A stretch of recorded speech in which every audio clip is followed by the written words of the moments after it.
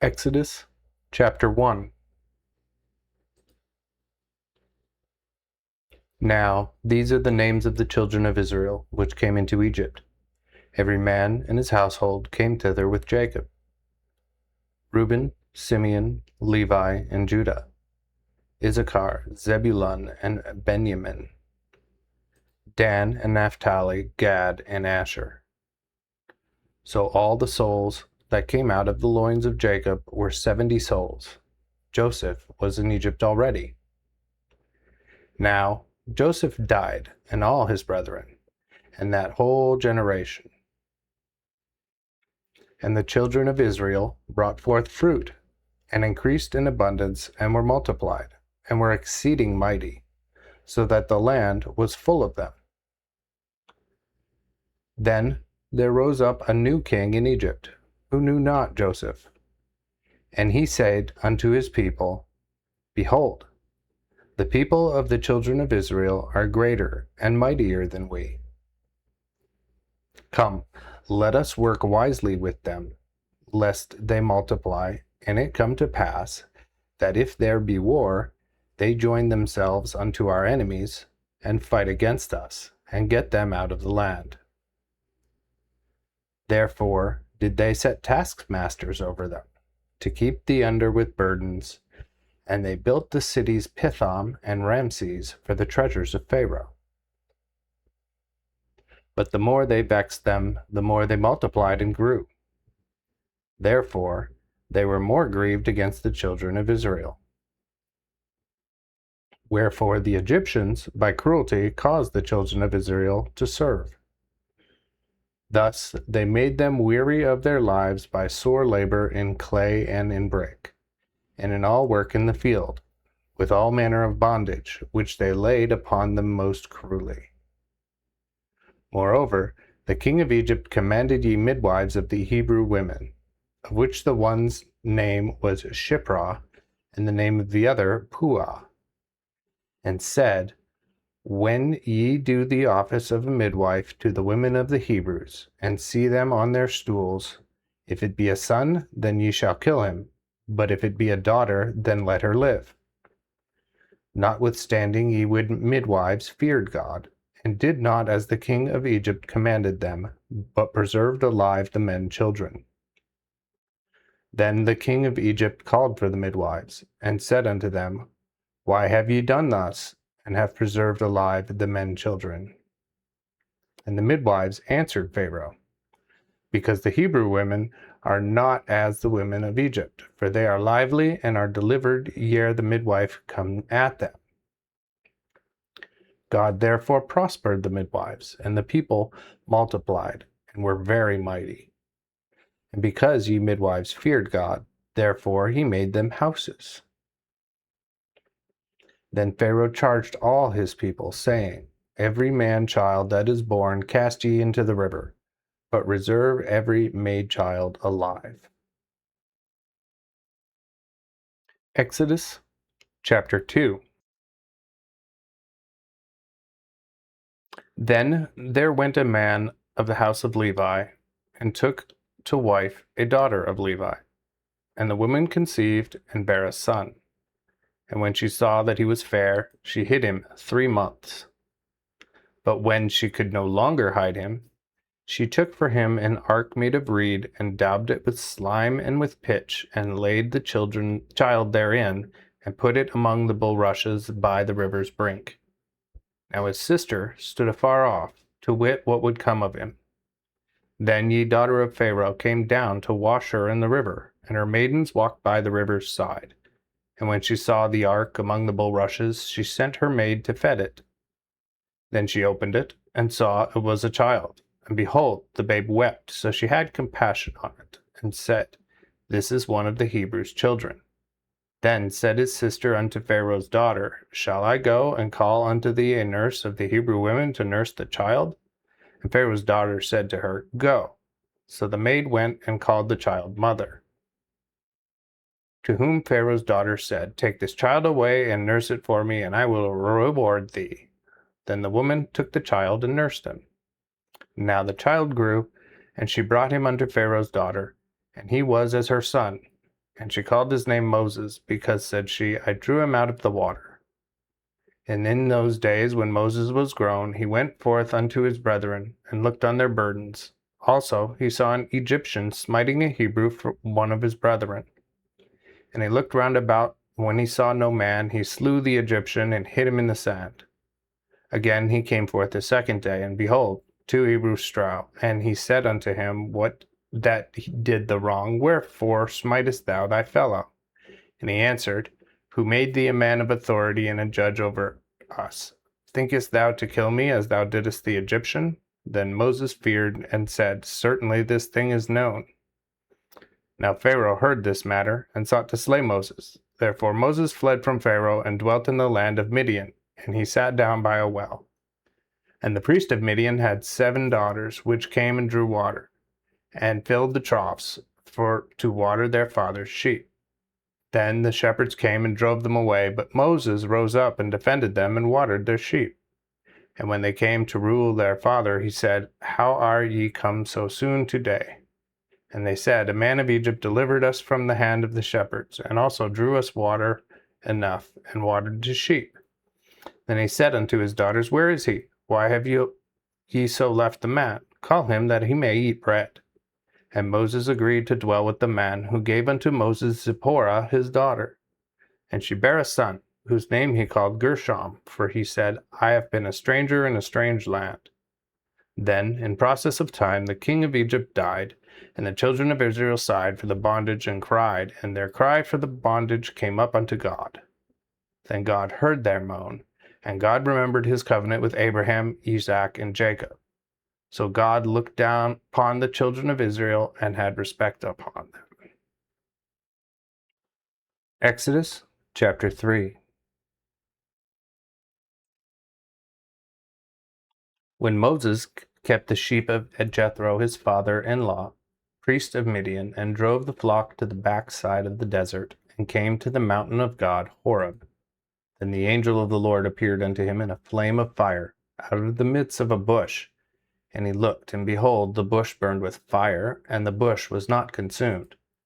Therefore Moses said, I will turn aside now, and see this great sight, why the bush burneth not. And when the Lord saw that he turned aside to see, God called unto him out of the midst of the bush, and said, Moses, Moses. He answered, I am here.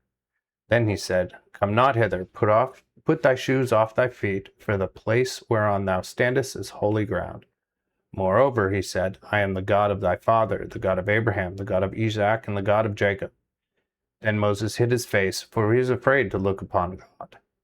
Then the Lord said, I have surely seen the trouble of my people which are in Egypt, and I have heard their cry, because of their taskmasters, for I know their sorrows.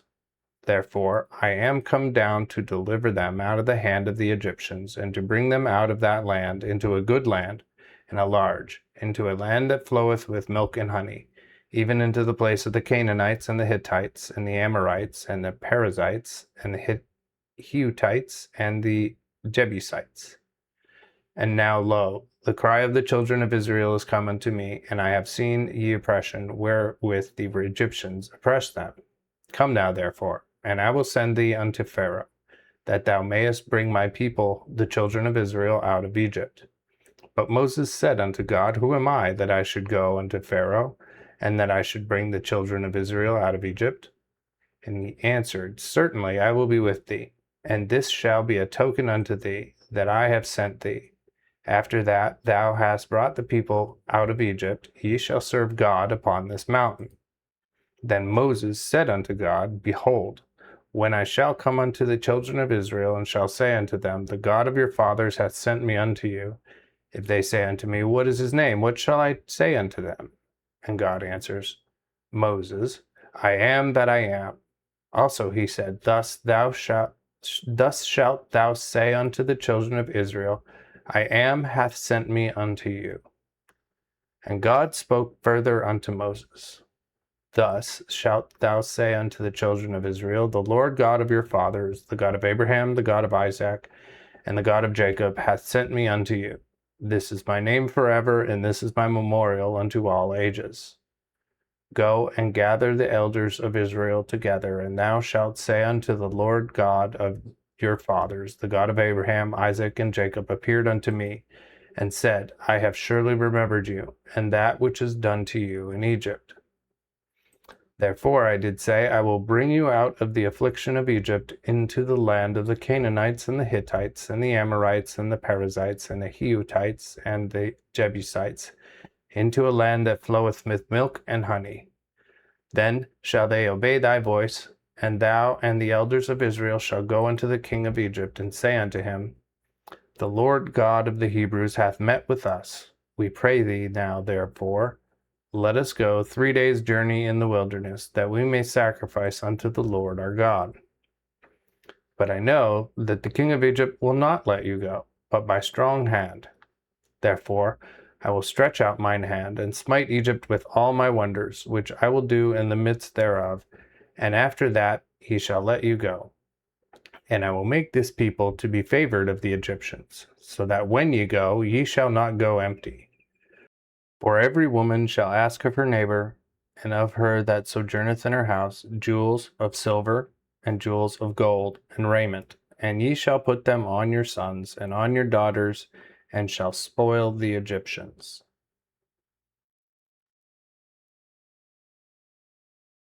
Exodus chapter 4. Then Moses answered and said, But lo, they will not believe me, nor hearken unto my voice, for they will say, The Lord hath not appeared unto thee. And the Lord said unto him, What is that in thine hand? And he answered, A rod. Then he said, Cast it on the ground. So he cast it on the ground, and it was turned into a serpent, and Moses fled from it. Again the Lord said unto Moses, Put forth thine hand, and take it by the tail. Then he put forth his hand, and caught it, and it was turned into a rod in his hand. Do this, that they may believe that the Lord God of their fathers, the God of Abraham, the God of Isaac, the God of Jacob, hath appeared unto thee. And the Lord said furthermore unto him, Thrust now thine hand into thy bosom. And he thrust his hand into his bosom. And he took it out again. Behold, his hand was leprous as snow. Moreover, he said, Put thine hand into thy bosom again. So he put his hand into his bosom again, and plucked it out of his bosom, and behold, it was turned again as his other flesh. So shall it be, if they will not believe thee, neither obey the voice of ye first sign, yet shall they believe for the voice of the second sign. But if they will not yet believe these two signs, neither obey unto thy voice, then shalt thou take of the water of the river, and pour it upon the dry land. So the water which thou shalt take out of the river shall be turned to blood upon the dry land. But Moses said unto the Lord, O my Lord, I am not eloquent, neither at any time have been, nor yet since thou hast spoken unto thy servant, but I am slow of speech and slow of tongue. Then the Lord said unto him, Who hath given the mouth to man? Or who hath made the dumb, or the deaf, or him that seeth, or the blind? Have not I the Lord? Therefore, go now, and I will be with thy mouth, and I will teach thee what thou shalt say. But he said, O my Lord, send, I pray thee, by the hand of him whom thou shouldest send. Then the Lord was very angry with Moses, and said, Do not I know that thy brother Aaron, thy brother the Levite, that he himself shall speak? For lo, he cometh also forth to meet thee, and when he seeth thee, he will be glad in his heart. Therefore thou shalt speak unto him, and put the words in his mouth, and I will be with thy mouth and with his mouth, and I will teach ye what ye ought to do. And he shall be thy spokesman unto the people, and he shall be as thy mouth, thou shalt be to him as God. Moreover, thou shalt take this rod in thine hand, wherewith thou shalt do miracles. Therefore Moses went and returned to Jethro his father-in-law, and said unto him, I pray thee, let me go and return to my brethren which are in Egypt, and see whether they be yet alive. And Jethro said to Moses, Go in peace. For the Lord had said unto Moses in Midian, Go, return to Egypt, for they are all dead which went about to kill thee. Then Moses took his wife and his sons, and put them on an ass, and returned toward the land of Egypt. And Moses took the rod of God in his hand. And the Lord said unto Moses, When thou art entered and come into Egypt again, see that thou do all the wonders before Pharaoh, which I have put in thine hand.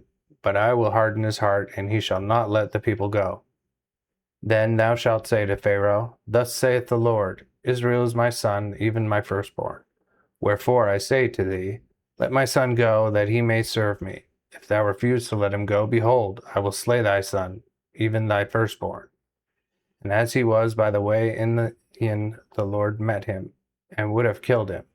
Then Zipporah took a sharp knife, and cut away the foreskin of her son, and cast it at his feet, and said, Thou art indeed a bloody husband unto me. So he departed from him. And she said, O bloody husband, because of the circumcision. Then the Lord said unto Aaron, Go meet Moses in the wilderness. And he went and met him in the mount of God, and kissed him. Then Moses told Aaron all the words of the Lord who had sent him, and all the signs wherewith he had charged him. So went Moses and Aaron, and gathered all the elders of the children of Israel. And Aaron told all the words which the Lord had spoken unto Moses, and he did the miracles in the sight of the people. And the people believed. And when they had heard that the Lord had visited the children of Israel, and had looked upon their tribulation, they bowed down and worshipped.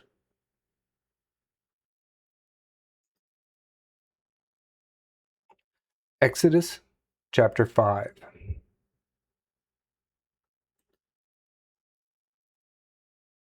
Then afterward Moses and Aaron went and said to Pharaoh, Thus saith the Lord of God of Israel, Let my people go, that they may celebrate a feast unto me in the wilderness. And Pharaoh said, Who is the Lord, that I should hear his voice and let Israel go? I know not the Lord, neither will I let Israel go. And they said, We worship the God of the Hebrews. We pray thee, let us go 3 days' journey into the desert, and sacrifice unto the Lord our God, lest he bring upon us the pestilence or sword. Then said the king of Egypt unto them, Moses and Aaron, why cause ye the people to cease from their works? Get you to your burdens. Pharaoh said furthermore, Behold, much people is now in the land, and ye make them leave their burdens. Therefore Pharaoh gave commandment the same day unto the taskmasters of the people, and to their officers, saying, Ye shall give the people no more straw to make brick, as in times past, but let them go and gather them straw themselves. Notwithstanding, lay upon them the nober of brick, which they made in the time past. Diminish nothing thereof, for they be idle. Therefore they cry, saying, Let us go to offer sacrifice unto our God. Lay more work upon the men, and cause them to do it, and let the not regard vain words. Then went the taskmasters of the people and their officers out, and told the people, saying, Thus saith Pharaoh, I will give you no more straw. Go yourselves, get your straw where ye can find it. Yet shall nothing of your labor be diminished. Then were the people scattered abroad throughout all the land of Egypt, for to gather stubble instead of straw. And the taskmasters hasted them, saying, Finish your day's work, every day's task, as ye did when ye had straw. And the officers of the children of Israel, which Pharaoh's taskmasters had set over them, were beaten, and demanded, Wherefore have ye not fulfilled your task in making brick yesterday, and today, as in times past? Then the officers of the children of Israel came, and cried unto Pharaoh, saying, Wherefore dealest thou thus with thy servants?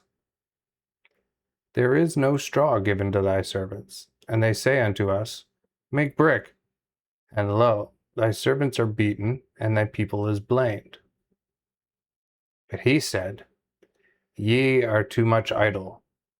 Therefore ye say, Let us go to offer sacrifice to the Lord. Go therefore now, and work, for there shall be no straw be given you, yet shall ye deliver the whole tale of brick. Then the officers of the children of Israel saw themselves in an evil case, because it was said, Ye shall diminish nothing of your brick, nor of every day's take. And they met Moses and Aaron, which stood in their way as they came out from Pharaoh, to whom they said, The Lord look upon you and judge, for ye have made our Savior to stink before Pharaoh and before his servants, and that ye have put a sword in their hand to slay us. Wherefore Moses returned to the Lord and said, Lord, why hast thou afflicted this people? Wherefore hast thou sent me? For since I came to Pharaoh to speak in thy name, he hath vexed this people, and yet thou hast not delivered thy people.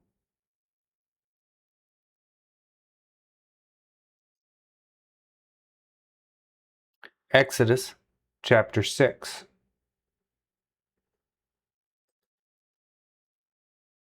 Then the Lord said unto Moses, Now shalt thou see what I will do unto Pharaoh, for by a strong hand shall he let them go, and even be constrained to drive them out of his land.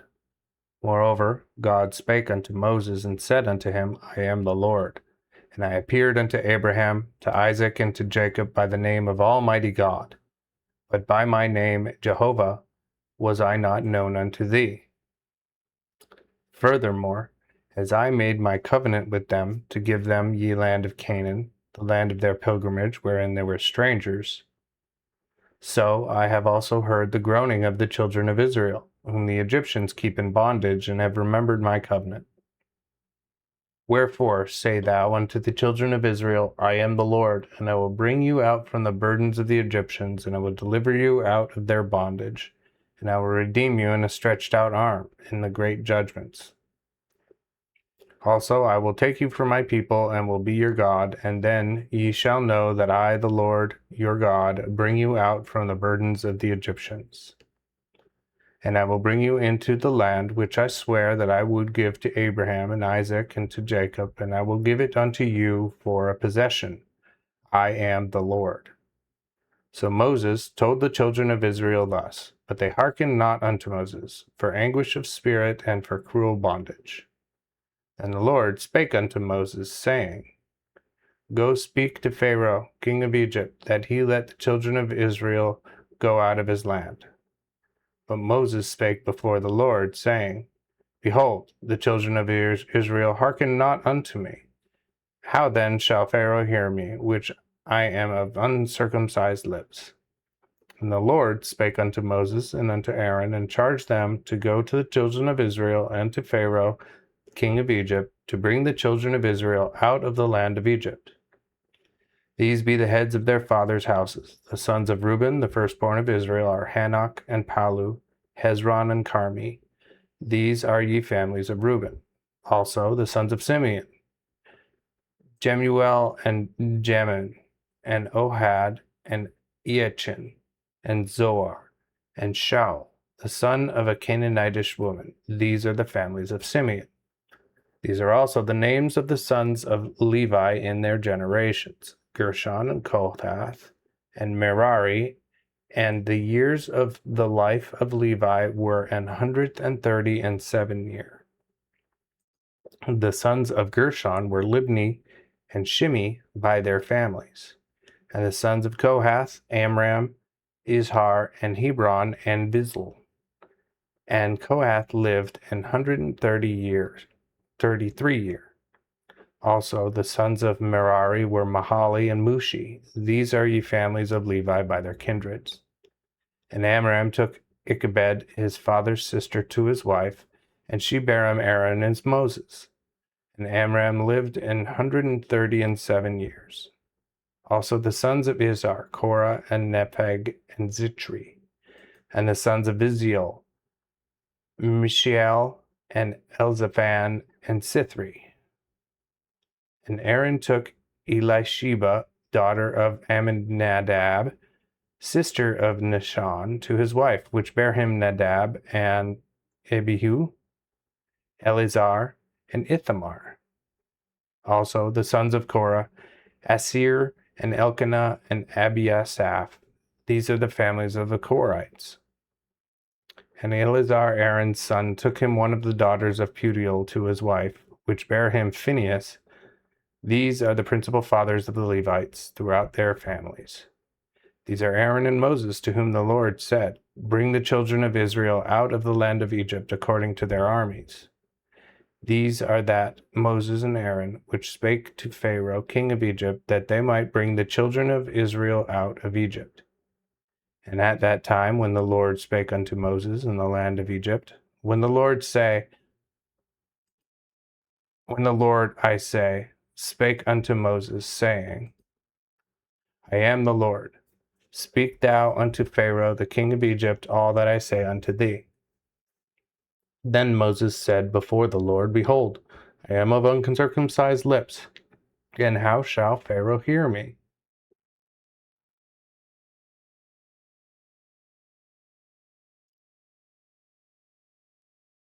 Exodus chapter 7.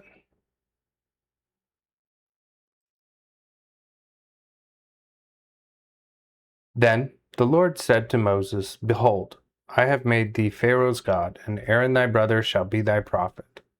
Thou shalt speak all that I commanded thee, and Aaron thy brother shall speak unto Pharaoh, that he suffer the children of Israel to go out of his land.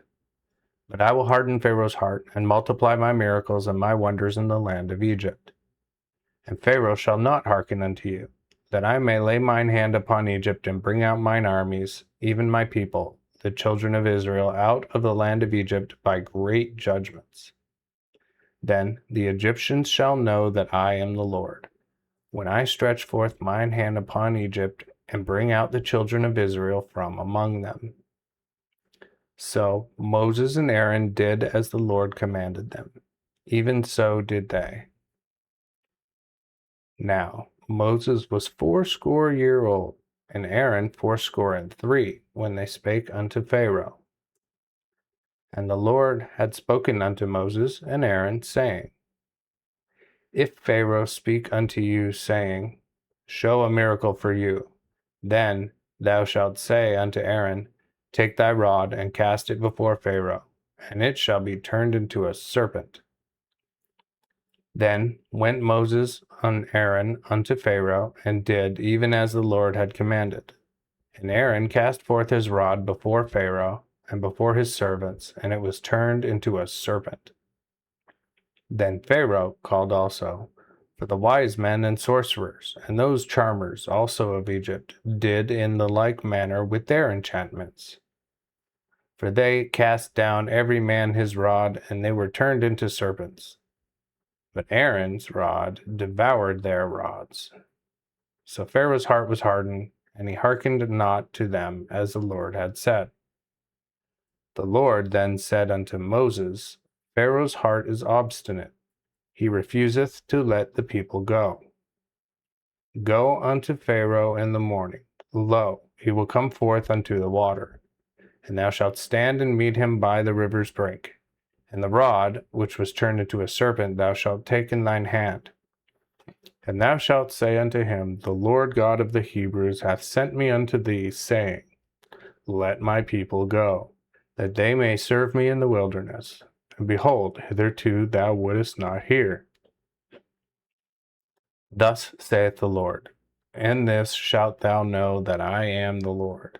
Behold, I will smite with the rod that is in mine hand upon the water that is in the river, and it shall be turned to blood. And the fish that is in the river shall die, and the river shall stink, and it shall grieve the Egyptians to drink of the water of the river. Then the Lord spoke unto Moses, Say unto Aaron, Take thy rod, and stretch out thine hand over the waters of Egypt, over their streams, over their rivers, and over their ponds, and over all the pools of their waters, and they shall be blood. And there shall be blood throughout all the land of Egypt, both in the vessels of wood and of stone. So Moses and Aaron did even as the Lord commanded.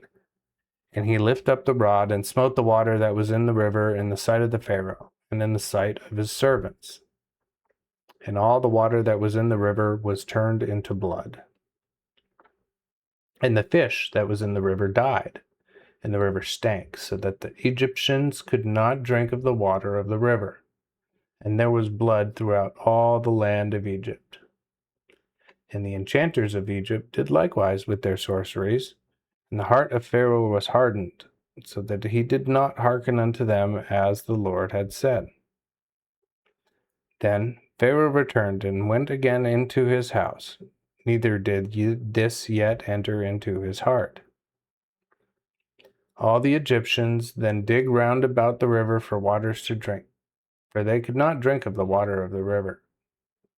And this continued fully 7 days after the Lord had smitten the river. Exodus chapter 8.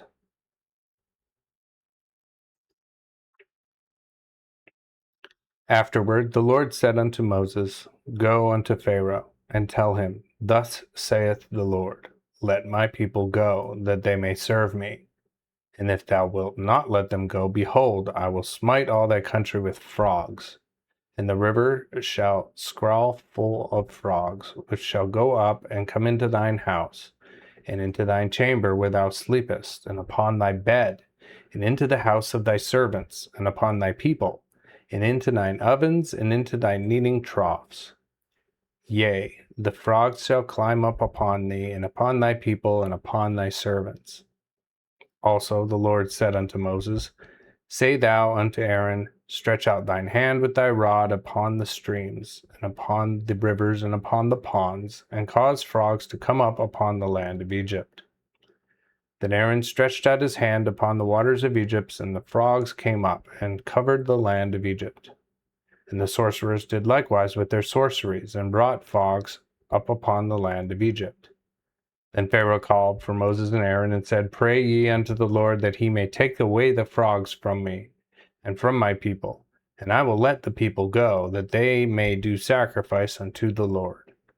And Moses said unto Pharaoh concerning me, Even command when I shall pray for thee, and for thy servants, and for thy people, to destroy the frogs from thee, and from thine houses, that they may remain in the river only. Then he said, Tomorrow. And he answered, Be it as thou hast said, that thou mayest know that there is none like unto the Lord our God. So the frogs shall depart from thee, and from thine houses, and from thine servants, and from thy people, only they shall remain in the river. Then Moses and Aaron went out from Pharaoh, and Moses cried unto the Lord concerning the frogs which he had sent unto Pharaoh. And the Lord did according to the saying of Moses, so the frogs died in the houses, and in the towns, and in the fields. And they gathered together by the heaps, and the land stank of them. But when Pharaoh saw that he had rest given him, he hardened his heart, and hearkened not unto them as the Lord had said. Again the Lord said unto Moses, Say unto Aaron, Stretch out the rod, and smite the dust of the earth, that it may be turned to lice throughout all the land of Egypt. And they did so, for Aaron stretched out his hand with his rod, and smote the dust of the earth, and lice came upon man and upon beast. All the dust of the earth was lice throughout all the land of Egypt. Now the enchanters essayed likewise with their enchantments to bring forth lice, but they could not. So the lice were upon man and upon beast. Then said the enchanters unto Pharaoh, This is the finger of God. But Pharaoh's heart remained obstinate, and he hearkened not unto them as the Lord had said. Moreover the Lord said to Moses, Rise up early in the morning, and stand before Pharaoh. Lo, he will come forth unto the water. And say unto him, Thus saith the Lord, Let my people go, that they may serve me. Else, if thou wilt not let my people go, behold, I will send swarms of flies upon thee, and upon thy servants, and upon thy people, and into thine houses. And the houses of the Egyptians shall be full of swarms of flies, and the ground also whereon they are. But ye land of Goshen, where my people are, will I cause to be wonderful in that day, so that no swarms of flies shall be there, and thou mayest know that I am the Lord in the midst of the earth. and I will make a deliverance of my people from thy people, and tomorrow shall this miracle be. And the Lord did so, for there came a great swarms of flies into the house of Pharaoh, and into his servants' houses, so that through all the land of Egypt the earth was corrupt by the swarms of flies. Then Pharaoh called for Moses and Aaron, and said, Go, do the sacrifice unto your God in this land. But Moses answered, It is not meet to do so, for then we should offer unto the Lord our God that in which is an abomination unto the Egyptians. Lo, can we sacrifice the abomination of the Egyptians before their eyes, and they not stone us? Let us go 3 days' journey into the desert, and sacrifice to the Lord our God, as he hath commanded us. Pharaoh said, I will let you go, that ye may sacrifice unto the Lord your God in the wilderness. But go not far away. Pray for me. Moses said, Behold, I will go out from thee, and pray unto the Lord, that the swarms of flies may depart from Pharaoh, from his servants, and from his people tomorrow. But let Pharaoh from henceforth deceive no more, in not suffering the people to sacrifice unto the Lord. So Moses went out from Pharaoh, and prayed unto the Lord. And the Lord did according to the saying of Moses. And the swarms of flies departed from Pharaoh, from his servants, and from his people, and there remained not one. Yet Pharaoh hardened his heart at this time also, and did not let the people go. Exodus chapter 9. Then the Lord said unto Moses, Go to Pharaoh, and tell him, Thus saith the Lord God of the Hebrews, Let my people go, that they may serve me. But if thou refuse to let them go, and wilt yet hold them still, behold, the hand of the Lord is upon thy flock which is in the field, for upon the horses, upon the asses, upon the camels, upon the cattle, and upon the sheep shall be a great mighty murrain. And the Lord shall do wonderfully between the beasts of Israel and the beasts of Egypt, so that there shall be nothing die of all that pertaineth to the children of Israel. And the Lord appointed a time, saying, Tomorrow the Lord shall finish this thing in this land. So the Lord did this thing on the morrow, and all the cattle of Egypt died, but all of the cattle of the children of Israel died not one. Then Pharaoh sent, and behold, there was not one of the cattle of the Israelites dead, and the heart of Pharaoh was obstinate, and he did not let the people go. And the Lord said to Moses and to Aaron, Take your handful of ashes of the furnace, and Moses shall sprinkle them toward the heaven in the sight of Pharaoh. And they shall be turned to dust in all the land of Egypt. And it shall be as a scab breaking out into blisters upon man and upon beast, throughout all the land of Egypt. And they took ashes of the furnace, and stood before Pharaoh, and Moses sprinkled them toward the heaven. And there came a scab breaking out into blisters upon man and upon beast.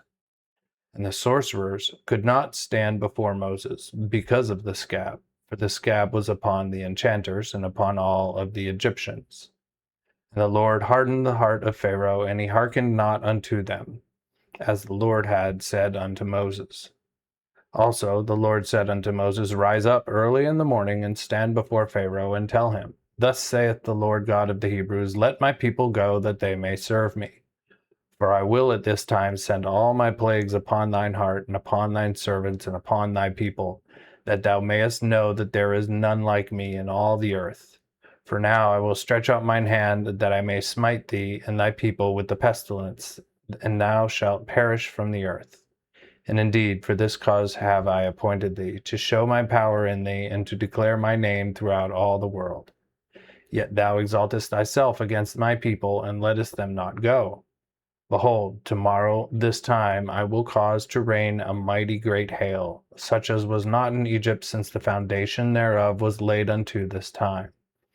Send therefore now, and gather the cattle, and all that thou hast in the field, for upon all the men and the beasts which are found in the field, and not brought home, the hail shall fall upon them, and they shall die. Such then as feared the word of the Lord among the servants of Pharaoh, made his servants and his cattle to flee into the houses. But such regarded was not the word of the Lord, left his servants and his cattle in the field. And the Lord said to Moses, Stretch forth thine hand toward heaven, that there may be hail in all the land of Egypt, upon man, upon beast, and upon all the herbs of the field in the land of Egypt. Then Moses stretched out his rod toward the heaven, and the Lord sent thunder and hail and lightning upon the ground, and the Lord caused hail to rain upon the land of Egypt. So there was hail and fire mingled with the hail, so grievous as there was none throughout all the land of Egypt, since it was a nation. And the hail smote throughout all the land of Egypt all that was in the field, both man and beast. Also ye hail smote all the herbs of ye field, and brake to pieces all the trees of the field. Only in the land of Goshen, where the children of Israel were, there was no hail. Then Pharaoh sent and called for Moses and Aaron, and said unto them, I have now sinned. The Lord is righteous, but I and my people are wicked. Pray ye unto the Lord, for it is enough, that there be no more mighty thunders and hail. And I will let you go, and ye shall tarry no longer. Then Moses said unto him, As soon as I am out of the city, I will spread mine hands unto the Lord, and the thunder shall cease. Neither shall there be any more hail, that thou mayest know that the earth is the Lord's. As for thee and thy servants, I know, for I pray ye will fear before the face of the Lord God. And the flax and the barley were smitten, for barley was eared, and the flax was balled. But the wheat and the rye were not smitten, for they were hid in the ground. Then Moses went out of the city from Pharaoh, and spread his hands to the Lord, and the thunder and the hail ceased, neither rained it upon the earth. And when Pharaoh saw that the rain and the hail and the thunder were ceased, he sinned again, and hardened his heart, both he and his servants. So the heart of Pharaoh was hardened, neither would he let the children of Israel go, as the Lord had said by Moses. Exodus chapter 10.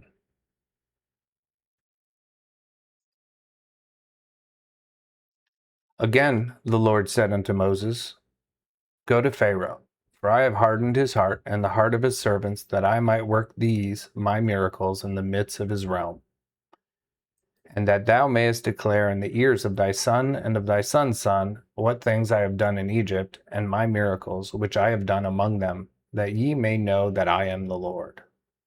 Then came Moses and Aaron unto Pharaoh, and they said unto him, Thus saith the Lord God of the Hebrews, How long wilt thou refuse to humble thyself before me? Let my people go, that they may serve me. But if thou refuse to let my people go, behold, tomorrow I will bring grasshoppers into thy coasts, and they shall cover the face of the earth, that a man cannot see the earth. And they shall eat the residue which remaineth unto you, and hath escaped from the hail, and they shall eat all your trees that bud in the field.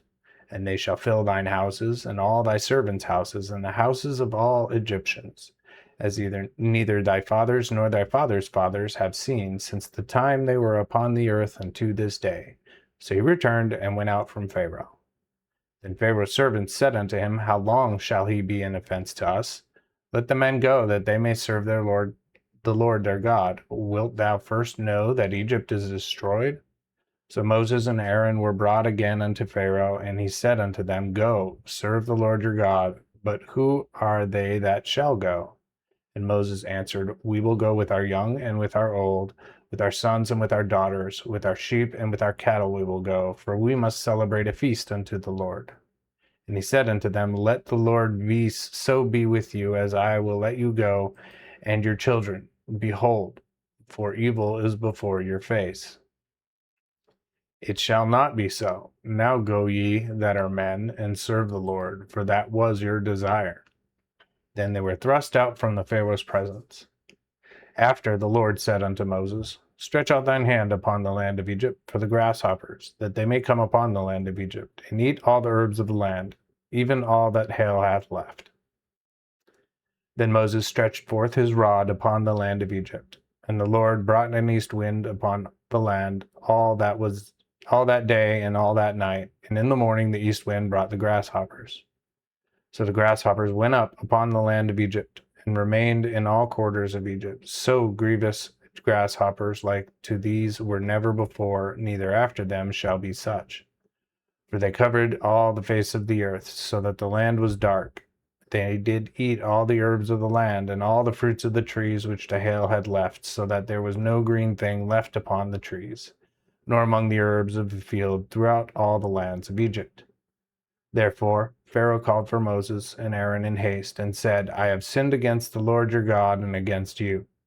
And now forgive me my sin only this once, and pray unto the Lord your God that he may take away from me this death only. Moses then went out from Pharaoh and prayed unto the Lord. And the Lord turned a mighty strong west wind, and took away the grasshoppers, and violently cast them into the Red Sea, so that there remained not one grasshopper in all the coast of Egypt. But the Lord hardened the Pharaoh's heart, and he did not let the children of Israel go. Again ye Lord said unto Moses, Stretch out thine hand toward heaven, that there may be upon the land of Egypt darkness, and even darkness that may be felt. Then Moses stretched forth his hand toward heaven, and there was a black darkness in all the land of Egypt 3 days. No man saw another, neither rose up from his place where he was for 3 days, but all the children of Israel had light where they dwelt. The Pharaoh called for Moses and said, Go serve the Lord. Only your sheep and your cattle shall abide, and your children shall go with you. And Moses said, Thou must give us also sacrifices and burnt offerings, that we may do sacrifice unto the Lord our God. Therefore our cattle shall also go with us. There shall not an hoof be left, for thereof we must take to serve the Lord our God. Neither do we know how we shall serve the Lord until we come thither. But the Lord hardened Pharaoh's heart, and he would not let them go. And Pharaoh said unto him, Get thee from me. Look thou see my face no more, for whensoever thou comest in my sight, thou shalt die. Then Moses said, Thou hast said well. From henceforth I will see thy face no more. Exodus chapter 11. Now the Lord had said unto Moses, Yet will I bring one more plague upon Pharaoh, and upon Egypt. After that he will let you go hence. When he letteth you go, he shall at once chase you hence. Speak now to the people, that every man require of his neighbor, and every woman of her neighbor, jewels of silver and jewels of gold. And the Lord gave the people favor in the sight of the Egyptians. Also, Moses was very great in the land of Egypt, in the sight of Pharaoh's servants, and in the sight of the people. Also, Moses said, Thus saith the Lord, About midnight I will go into the midst of Egypt,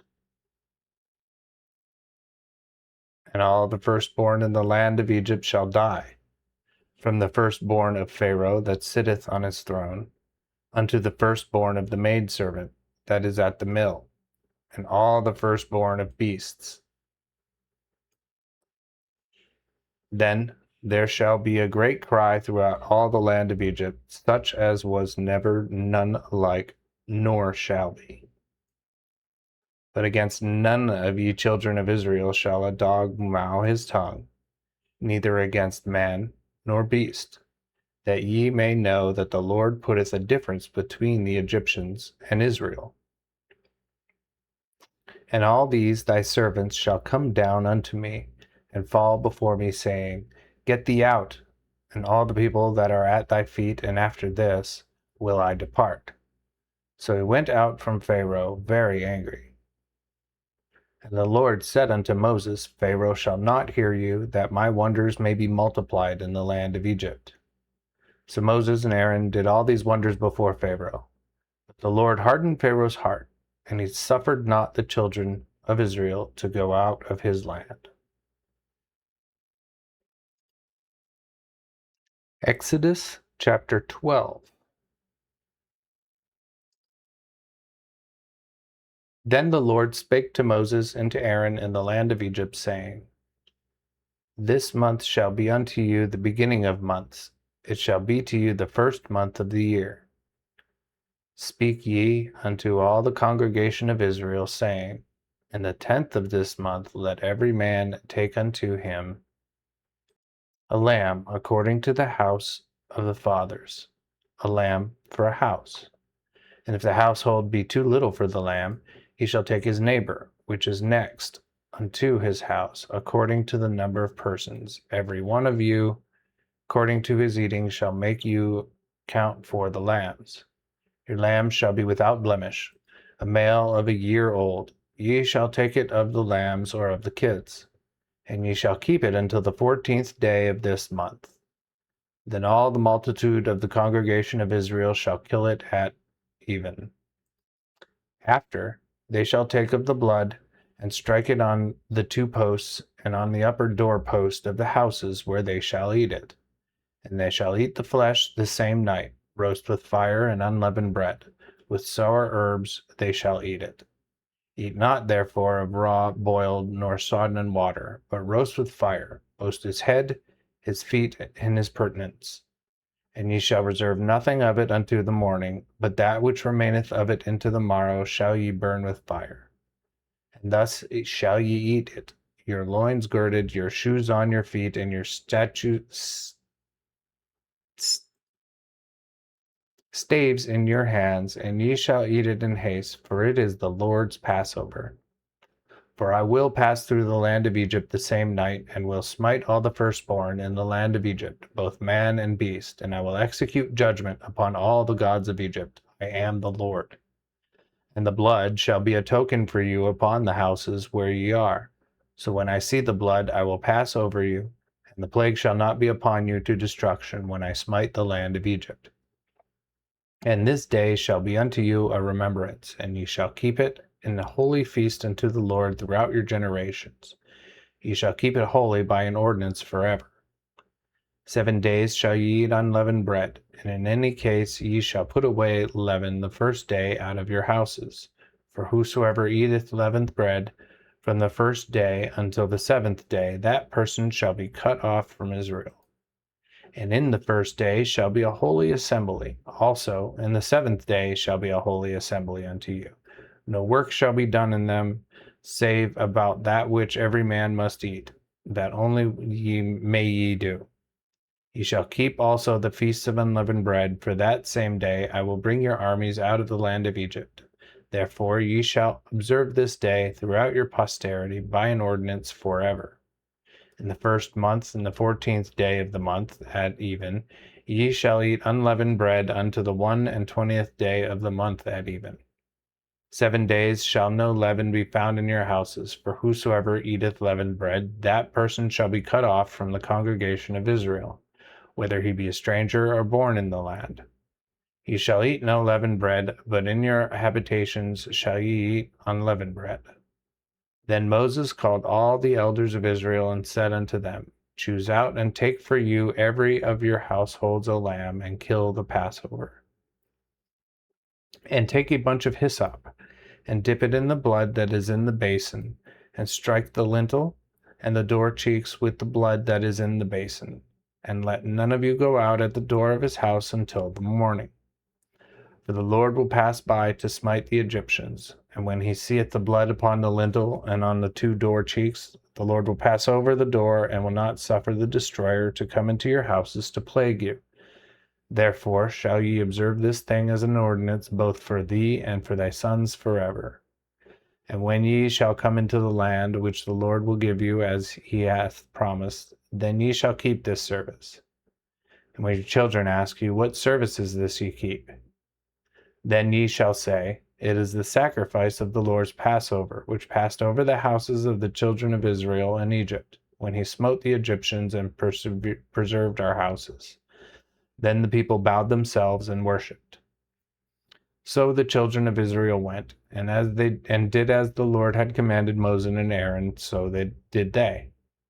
Now at midnight the Lord smote all the firstborn in the land of Egypt, from the firstborn of Pharaoh that sat on his throne unto the firstborn of the captive that was in prison, and all the firstborn of beasts.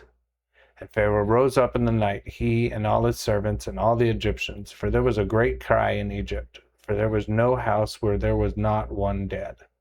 And he called to Moses and Aaron by night and said, Rise up, get you out from among my people, both ye and the children of Israel, and go serve the Lord as ye have said. Also Take your sheep and your cattle, as ye have said, and depart, and bless me also. And the Egyptians, did force the people, because they would send them out of the land in haste, for they said, We die all. Therefore the people took their dough before it was leavened, even their dough bound in clothes upon their shoulders. And the children of Israel did according to the saying of Moses. And they asked of ye Egyptians jewels and silver, jewels of gold and raiment. And the Lord gave the people favor in the sight of the Egyptians, and they granted their request, so they spoiled the Egyptians. Then the children of Israel took their journey from Ramses to Succoth, about 600,000 men of foot, beside children.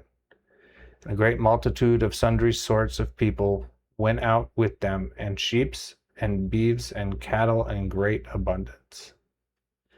And they baked the dough which they had brought out of Egypt, and made unleavened cakes, for it was not leavened, because they were thrust out of Egypt. Neither could they tarry, nor yet prepare themselves with vitals.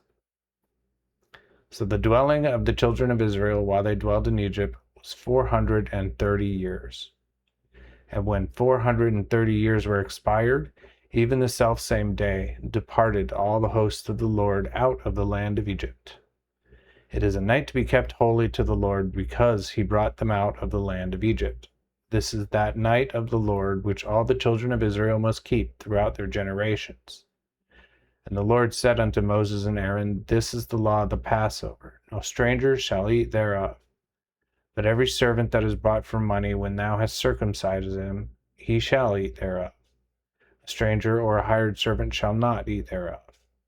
In one house it shall be eaten. Thou shalt carry none of ye flesh out of the house, neither shall ye break a bone thereof.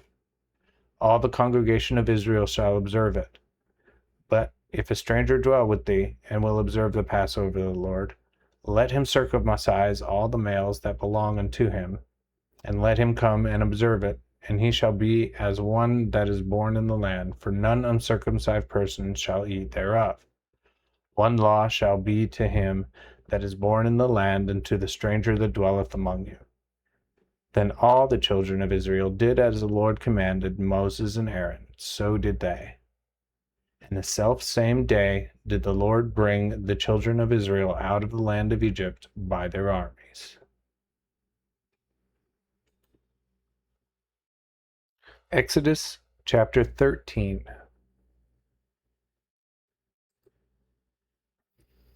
And the Lord spake unto Moses, saying, Sanctify unto me all the firstborn, that is, every one that first openeth the womb among the children of Israel, as well of man as of beast, for it is mine. When Moses said unto the people, Remember this day in which ye came out of Egypt, out of the house of bondage, for by a mighty hand the Lord brought you out from thence. Therefore no leavened bread shall be eaten. This day come ye out in the month of Abib. Now when the Lord hath brought thee into the land of the Canaanites, the Hittites, and Amorites, and Hittites, and Jebusites, which he sware unto thy fathers that he would guide thee, a land flowing with milk and honey, then thou shalt keep this service in this month. 7 days shalt thou eat unleavened bread, and the 7th day shall be a feast of the Lord.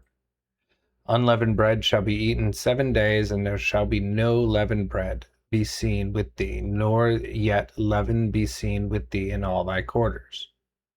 And thou shalt show thy son in that day, saying, This is done because of that which the Lord did unto me when I came out of Egypt. And it shall be a sign unto thee upon thine hand, and for a remembrance between thine eyes, that the law of the Lord may be in thy mouth. For by a strong hand the Lord brought thee out of Egypt. Keep therefore this ordinance in his season appointed from year to year. And when the Lord shall bring thee into the land of the Canaanites, as he sware unto thee and to thy fathers, and shall give it to thee, then thou shalt set apart unto the Lord all that first openeth the womb. Also everything that first doeth open the womb, and cometh forth of thy beast, the males shall be the Lord's. But every first foal of an ass thou shalt redeem with a lamb. And if thou redeem him not, Then thou shalt break his neck. Likewise, all the firstborn of man among thy sons shalt thou buy out. And when thy son shall ask thee tomorrow, saying, What is this? Thou shalt then say unto him, With a mighty hand the Lord brought us out of Egypt, out of the house of bondage. For when Pharaoh was hard-hearted against our departing, the Lord then slew all the firstborn in the land of Egypt, from the firstborn of man even to the firstborn of beast. Therefore I sacrifice unto the Lord all the males that first open the womb, but all the firstborn of my sons I redeem. And it shall be as a token upon thine hand, and as frontlets between thine eyes, that the Lord brought us out of Egypt by a mighty hand. Now, when Pharaoh had let the people go, God carried them not by the way of the Philistines' country, though it were nearer. For God said, Lest the people repent when they see war and turn again to Egypt. But God made the people go about by the way of the wilderness of the Red Sea. And the children of Israel went up armed out of the land of Egypt. And Moses took the bones of Joseph with him, for he had made the children of Israel swear, saying, God will surely visit you, and ye shall take my bones away hence with you. So they took their journey from Succoth, and camped in Etham on the edge of the wilderness. And the Lord went before them by day in a pillar of cloud to lead them the way, and by night in a pillar of fire to give them light, that they may go both by day and by night. He took not away the pillar of ye cloud by day, nor the pillar of fire by night from before the people.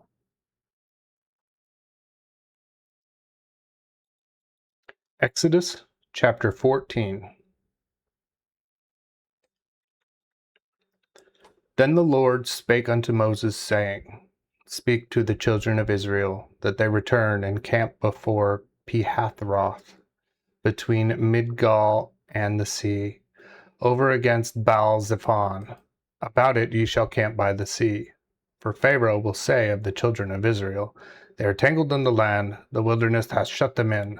And I will harden Pharaoh's heart, that he shall follow after you. So I will get me honor upon Pharaoh, and upon all his host. The Egyptians also shall know that I am the Lord, and they did so. Then it was told the king of Egypt that the people fled, and the heart of Pharaoh and his servants was turned against the people. And they said, Why have we done? And what have we let Israel go out of our service? And he made ready his chariots, took his people with him, and took 600 chosen chariots, and all the chariots of Egypt, and captains over every one of them. For the Lord had hardened the heart of Pharaoh, king of Egypt, and he followed after the children of Israel. But the children of Israel went out with an high hand.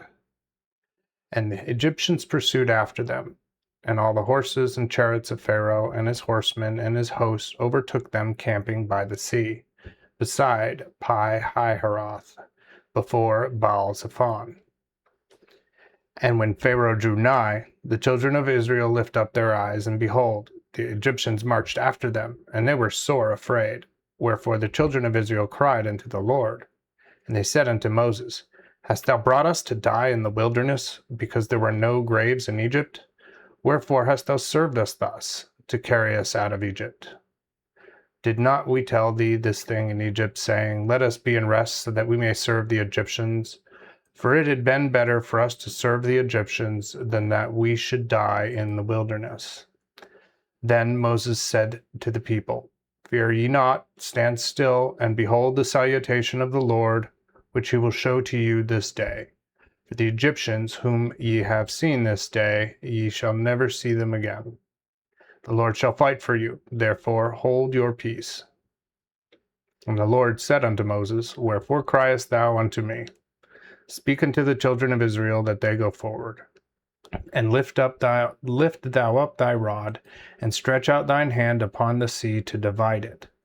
And let the children of Israel go on dry ground through the midst of the sea. And I, behold, I will harden the heart of the Egyptians, that they may follow them. And I will get me honor upon Pharaoh and upon all his host, upon his chariots and upon his horsemen.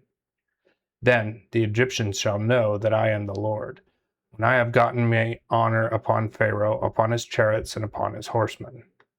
And the angel of God, which went before the host of Israel, removed and went behind them. Also the pillar of the cloud went from before them and stood behind them, and came between the camp of the Egyptians and the camp of Israel. It was both a cloud and darkness, yet gave it light by night, so that all night long the one came not as the other.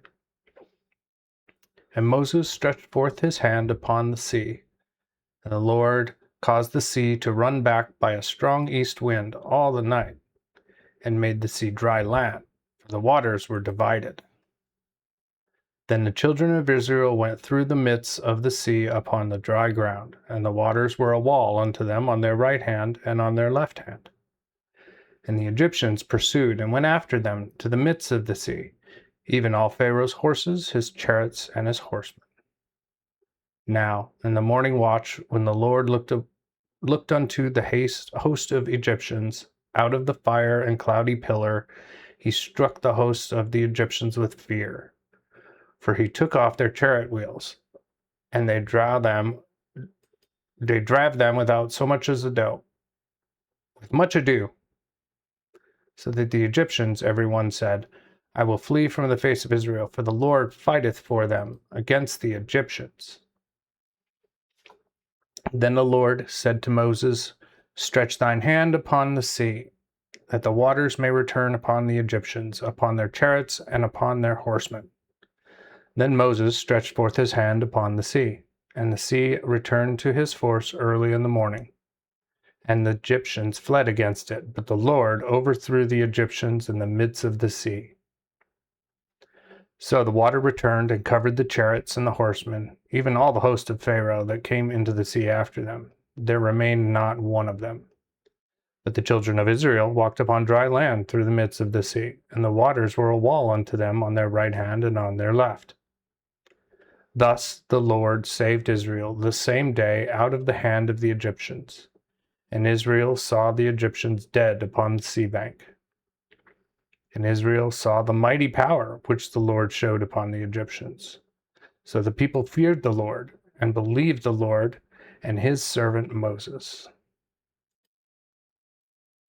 Exodus chapter 15.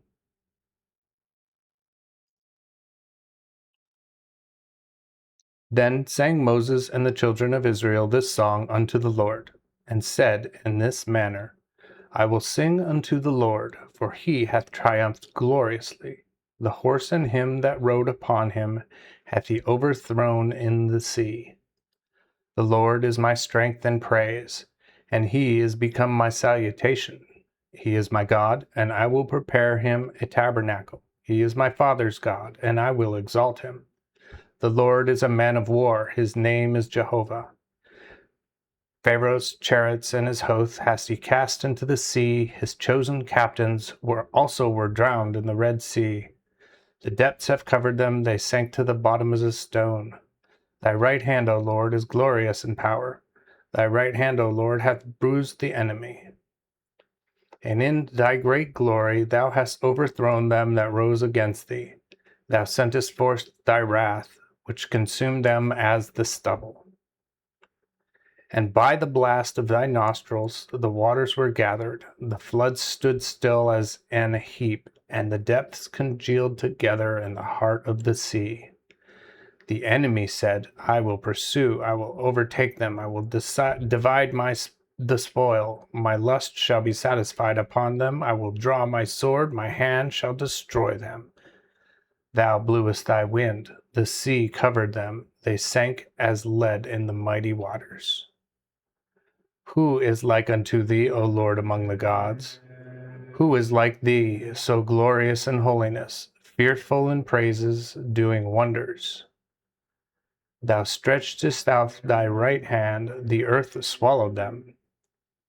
Thou wilt by thy mercy carry this people, which thou deliverest. Thou wilt bring them in thy strength unto thine holy habitation. Thy people shall hear and be afraid. Sorrow shall come upon the inhabitants of Palestina. Then the dukes of Edom shall be amassed, and the trembling shall come upon the great men of Moab. All the inhabitants of Canaan shall wax faint-hearted. Fear and dread shall fall upon them because of the greatness of thine army. They shall be still as a stone till thy people pass, O Lord, till this people pass which thou hast purchased. Thou shalt bring them in, and plant them in the mountain of thine inheritance, which is the place that thou hast prepared, O Lord, for to dwell in, even the sanctuary, O Lord, which thine hands shall establish. The Lord shall reign forever and ever. For Pharaoh's horses went with his chariots and horsemen into the sea, and the Lord brought the waters of the sea upon them. But the children of Israel went on dry land in the midst of the sea. And Miriam, the prophetess, sister of Aaron, took a timbrel in her hand, and all the women came out after her with timbrels and dances. And Miriam answered the men, Sing ye unto the Lord, for he hath triumphed gloriously. The horse and his rider hath he overthrown in the sea. Then Moses brought Israel from the Red Sea, and they went out into the wilderness of Shur, and they went 3 days in the wilderness, and found no waters. And when they came to Marah, they could not drink of the waters of Marah, for they were bitter. Therefore the name of the place was called Marah. Then the people murmured against Moses, saying, What shall we drink? And he cried unto the Lord, and the Lord showed him a tree, which when he had cast into the waters were sweet. There he made them an ordinance and a law, and there he proved them, and said, If thou wilt diligently hearken, O Israel, unto the voice of the Lord thy God, and wilt do that which is right in his sight, and will give ear unto his commandments, and keep all his ordinances, then I will put none of these diseases upon thee, which I brought upon the Egyptians, for I am the Lord that healeth thee. And they came to Elim, where were 12 fountains of water, and 70 palm trees, and they camped there by the waters. Exodus chapter 16.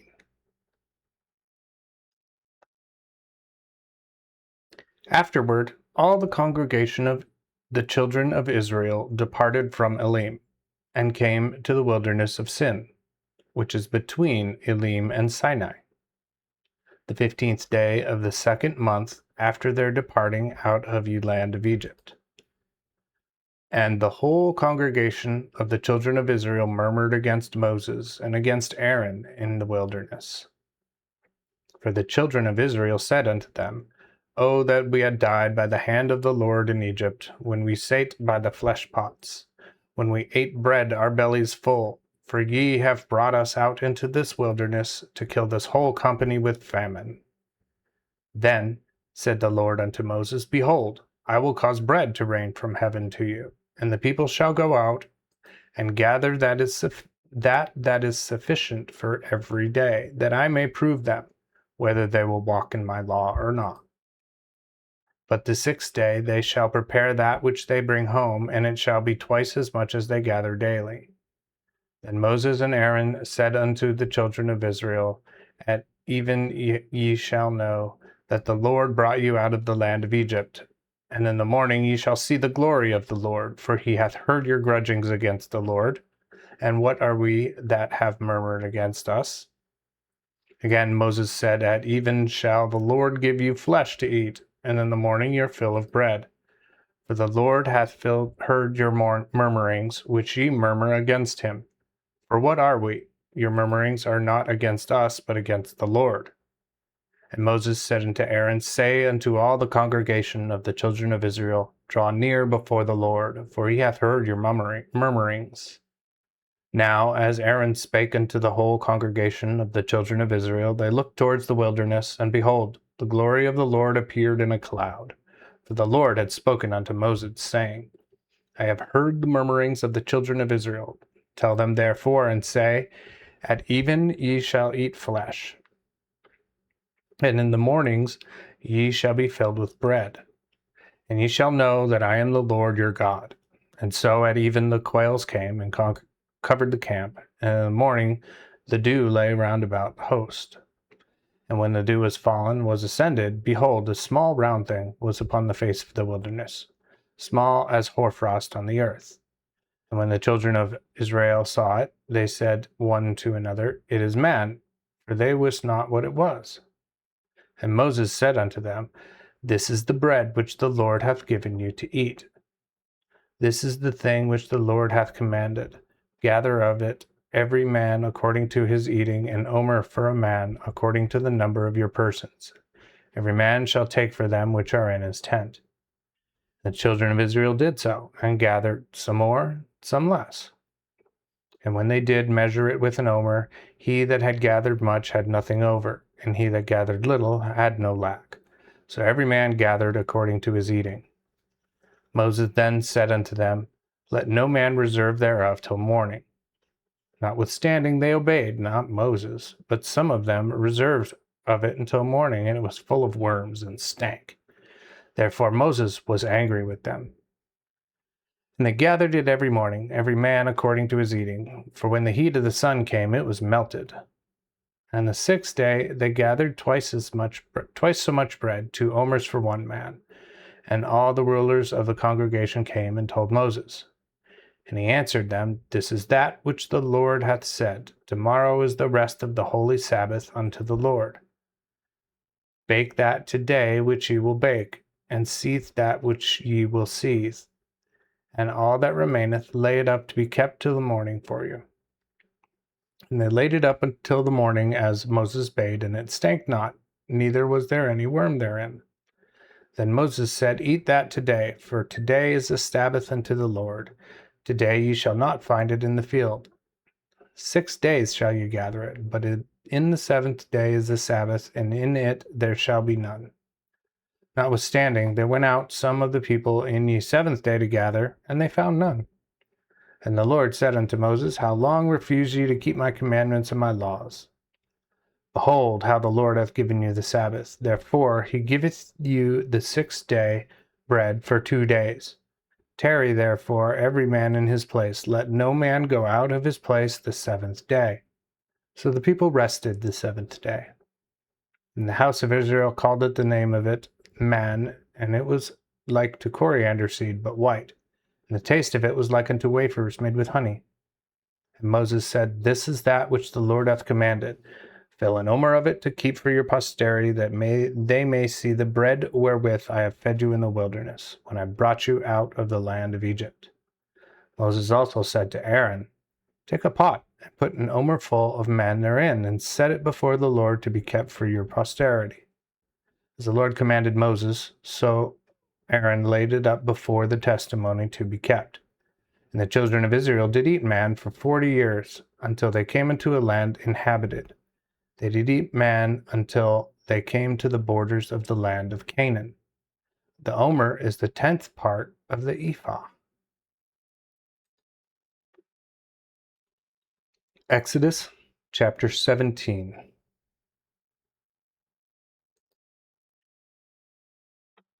And all the congregation of the children of Israel departed from the wilderness of Sin, by their journeys at the commandment of the Lord, and camped in Rephidim, where there was no water for the people to drink. Wherefore the people contended with Moses, and said, Give us water, that we may drink. And Moses said unto them, Why contend ye with me? Wherefore do ye tempt the Lord? So the people thirsted there for water, and the people murmured against Moses, and said, Wherefore hast thou thus brought us out of Egypt, to kill us, and our children, and our cattle with thirst? And Moses cried to the Lord, saying, What shall I do to this people? For they be almost ready to stone me.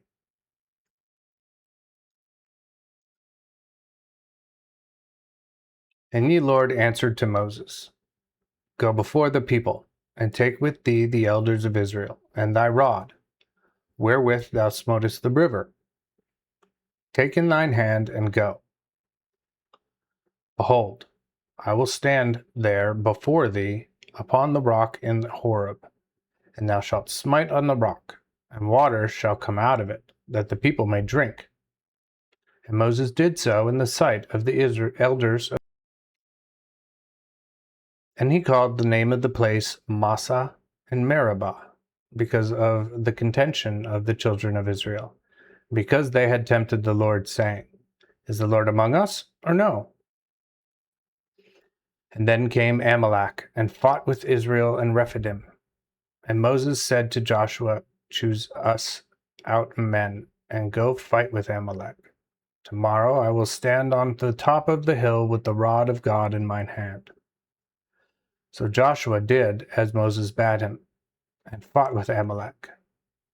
And Moses, Aaron, and Hur went up to the top of the hill. And when Moses held up his hand, Israel prevailed. But when he let his hand down, Amalek prevailed. Now Moses' hands were heavy. Therefore they took a stone and put it under him, and he sat upon it.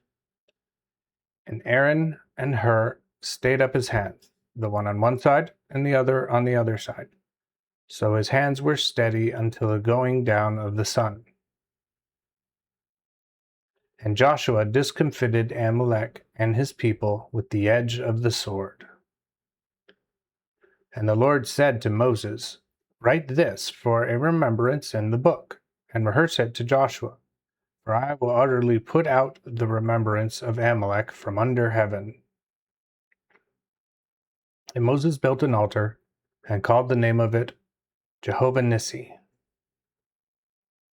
Also he said, The Lord hath sworn that he will have war with Amalek from generation to generation.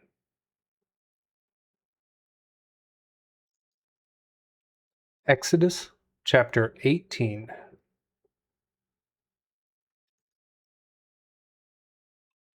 When Jethro, the priest of Midian, Moses' father-in-law, heard all that God had done for Moses and for Israel, his people, and how the Lord had brought Israel out of Egypt, then Jethro, the father-in-law of Moses, took Zipporah, Moses' wife, after he had sent her away, and her 2 sons, whereof the one was called Gershom, for he said, I have been an alien in a strange land. And the name of the other was Eliezer, for God, the God of my father, said he, was mine help, and delivered me from the sword of Pharaoh. And Jethro, Moses' father-in-law, came in with his 2 sons and his wife unto Moses in the wilderness, where he camped by the mount of God. And he said to Moses, I, thy father-in-law Jethro, am come to thee, and thy wife and her 2 sons with her. And Moses went out to meet his father-in-law, and did obeisance, and kissed him, and each asked other of his welfare. And then they came into the tent. Then Moses told his father-in-law all the Lord had done unto Pharaoh, and to the Egyptians for Israel's sake, and all the travail that had come unto them by the way, and how the Lord delivered them. And Jethro rejoiced at all the goodness which the Lord had showed to Israel, and because he had delivered them out of the hands of the Egyptians. Therefore Jethro said, Blessed be the Lord, who hath delivered you out of the hands of the Egyptians, and out of the hand of Pharaoh, who hath also delivered the people from under the hand of the Egyptians. Now I know that the Lord is greater than all the gods, for as they have dealt proudly with them, so are they recompensed. Then Jethro, Moses' father-in-law, took burnt offerings and sacrifices to offer unto God. And Aaron and all the elders of Israel came to eat bread with Moses' father-in-law before God. Now on the morrow, when Moses sat to judge the people stood about Moses from morning until even.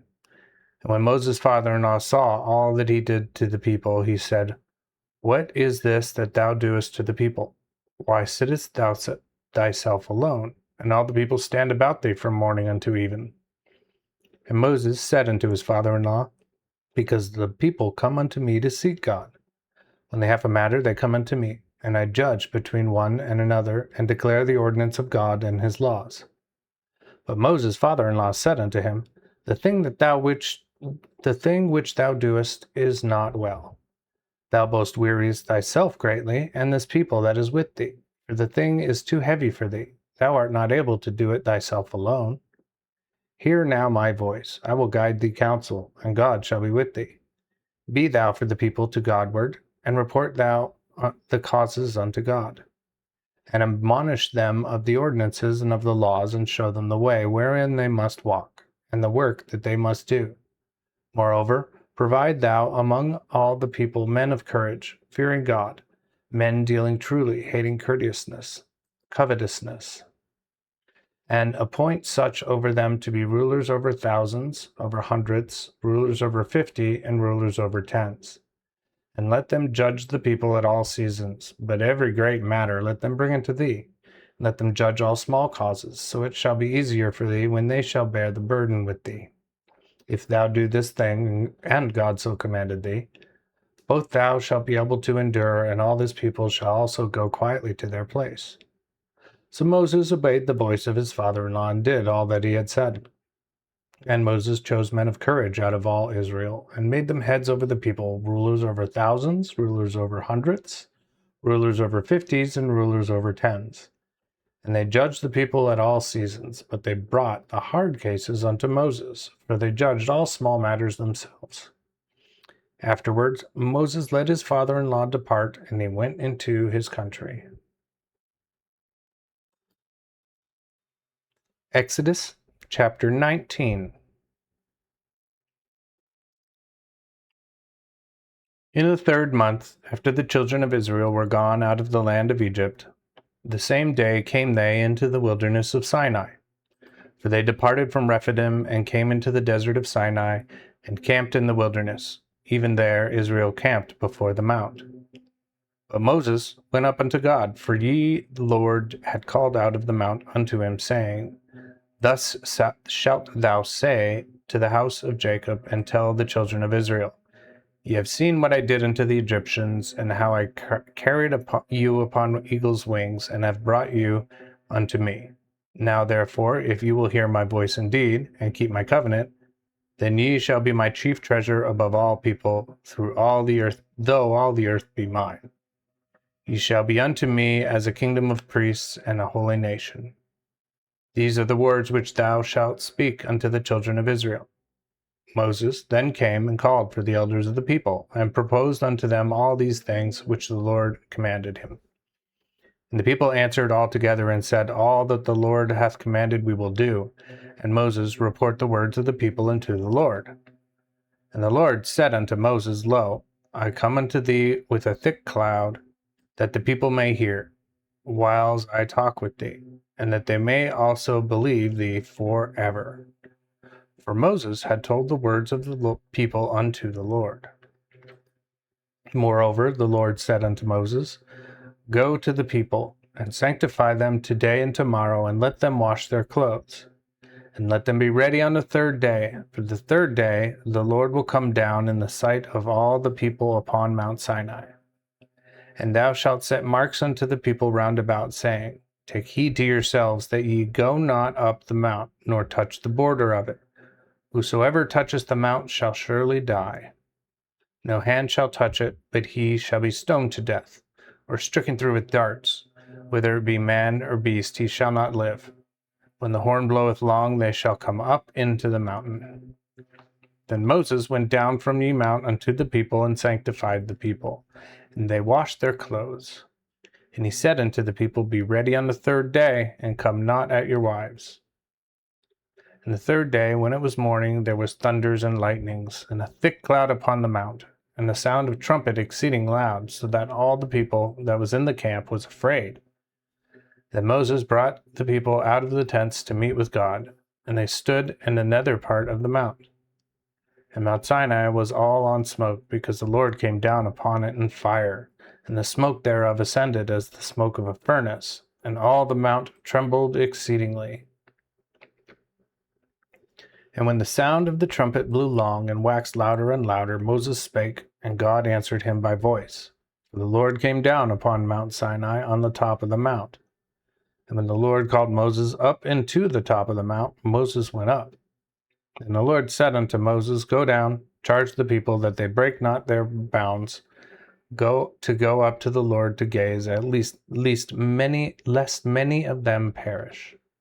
And let the priests also which come to the Lord be sanctified, lest the Lord destroy them. And Moses said unto the Lord, The people cannot come up into the Mount Sinai, for thou hast charged us, saying, Set marks on the mountain and sanctify it. And the Lord said unto him, Go, get thee down and come up, thou with Aaron with thee. But let not the priests and the people break their bounds to come up unto the Lord, lest he destroy them. So Moses went down unto the people and told them. Exodus chapter 20.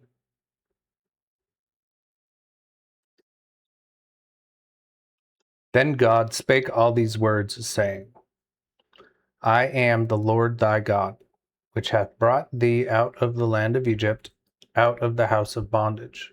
Thou shalt have none other gods before me.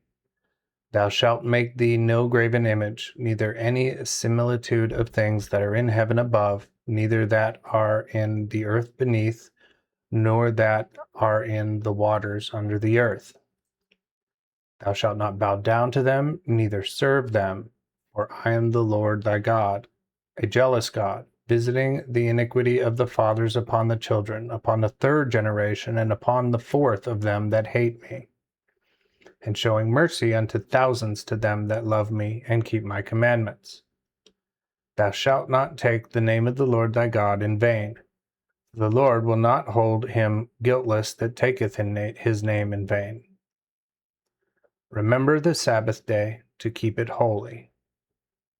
6 days shalt thou labor and do all thy work.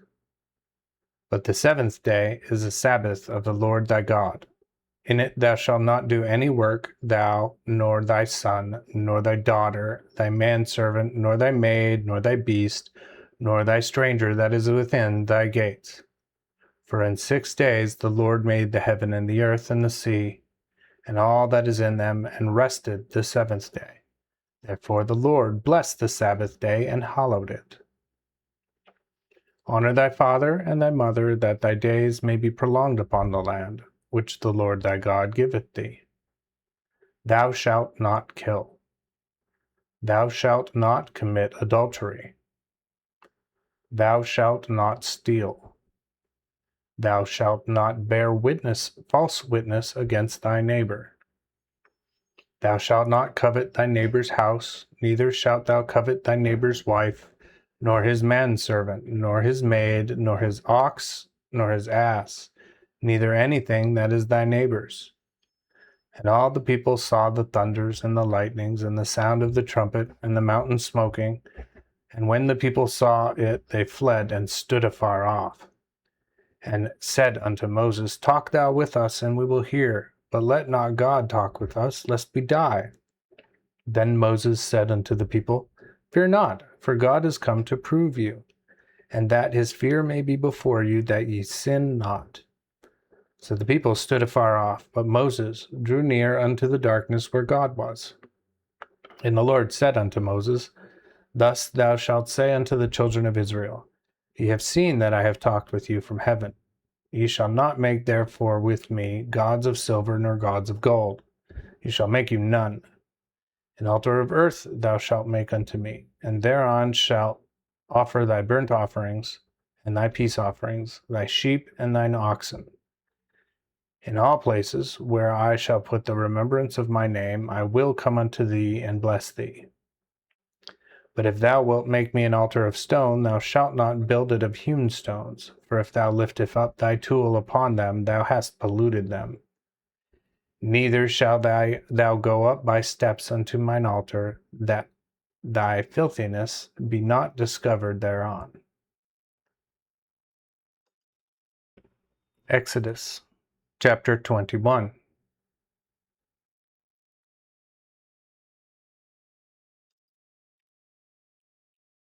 Now these are the laws which thou shalt set before them. If thou buy an Hebrew servant, he shall serve 6 years, and in the 7th he shall go out free for nothing. If he came himself alone, he shall go out himself alone. If he were married, then his wife shall go out with him. If his master have given him a wife, and she hath borne him sons or daughters, he, wife, and her children shall be her master's, but he shall go out himself alone. But if the servant say thus, I love my master, my wife, and my children, I will not go out free, then his master shall bring him unto the judges, and set him to the door, or to the post, and his master shall bore his ear through with an awl, and he shall serve him forever. Likewise, if a man sell his daughter to be a servant, she shall not go out as the men's servants do, if she please not her master, who hath betrothed her to himself. Then he shall cause to buy her. He shall have no power to sell her to a strange people, seeing he despised her.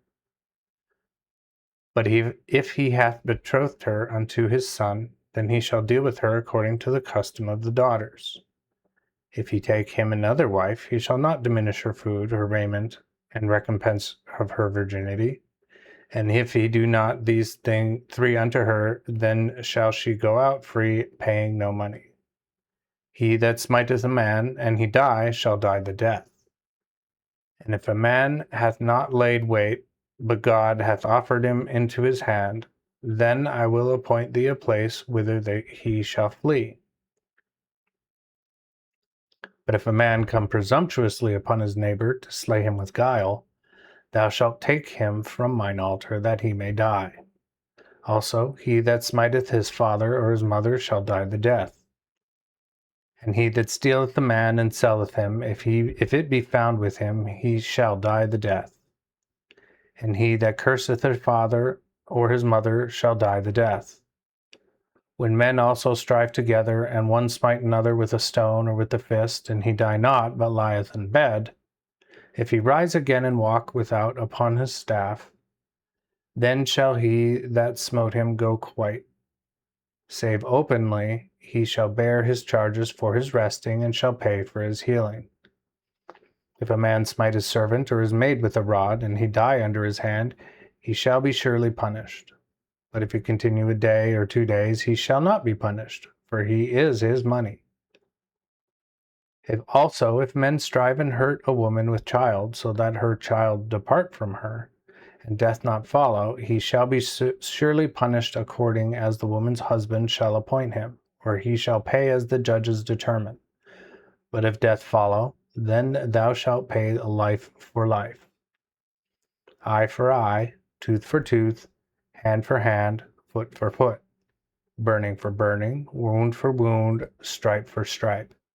And if a man smite his servant in the eye, or his maid in the eye, and hath perished it, he shall let him go free for his eye. Also, if he smite out his servant's tooth, or his maid's tooth, he shall let him go out free for his tooth. If an ox gore a man or a woman that he die, the ox shall be stoned to death, and his flesh shall not be eaten, but the owner of his ox shall go quiet. If the ox were wont to push in times past, and it hath been told his master, and he hath not kept him, and after he killeth a man or a woman, the ox shall be stoned, and his owner shall die also. If there be set to him a sum of money, then he shall pay the ransom of his life, whatsoever shall be laid upon him. Whether he hath gored a son or gored a daughter, he shall be judged after the same manner. If the ox gore a servant or a maid, he shall be given unto their master 30 shekels of silver, and the ox shall be stoned. And when a man shall open a well, or when he shall dig a pit and cover it not, and an ox or an ass fall therein, the owner of the pit shall make it good, and give money to the owners thereof, but the dead beast shall be his. And if a man's ox hurt his neighbor's ox, that he die, then they shall sell the live ox, and divide the money thereof, and the dead ox shall they also divide. Or if it be known that the ox hath used to push in times past, and his master hath not kept him, he shall pay ox for ox, but the dead shall be his own. Exodus chapter 22.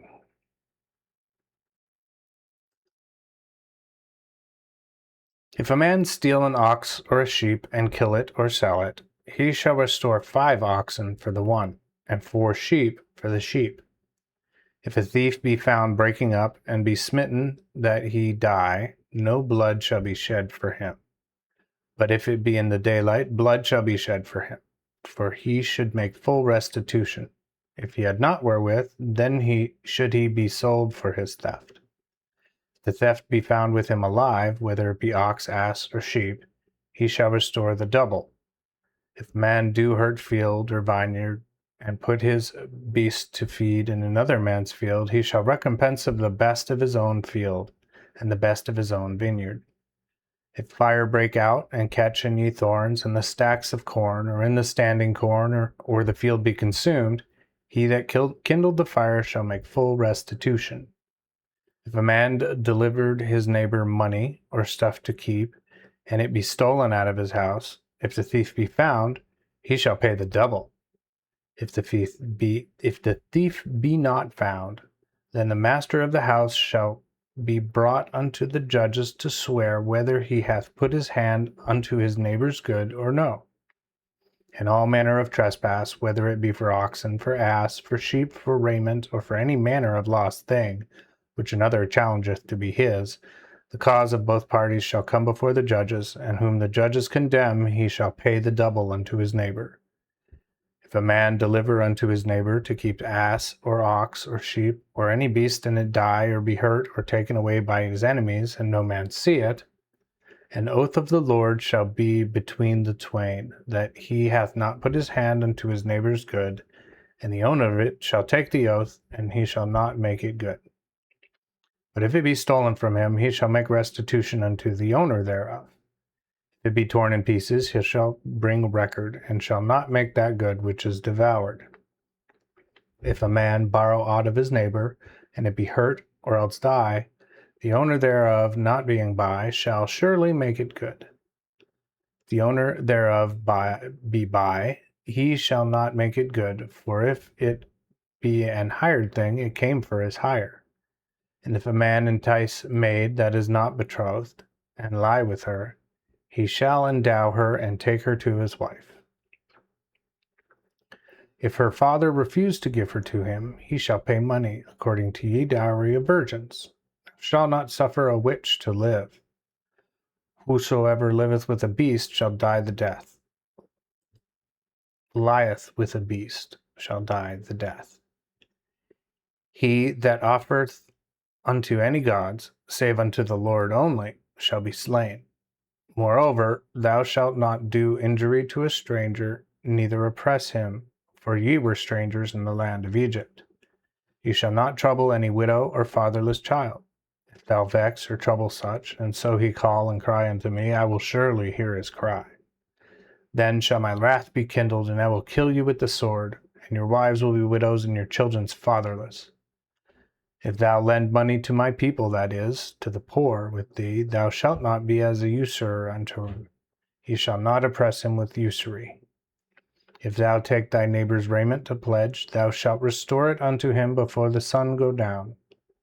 For that is his covering only, and this is his garment for his skin, wherein shall he sleep?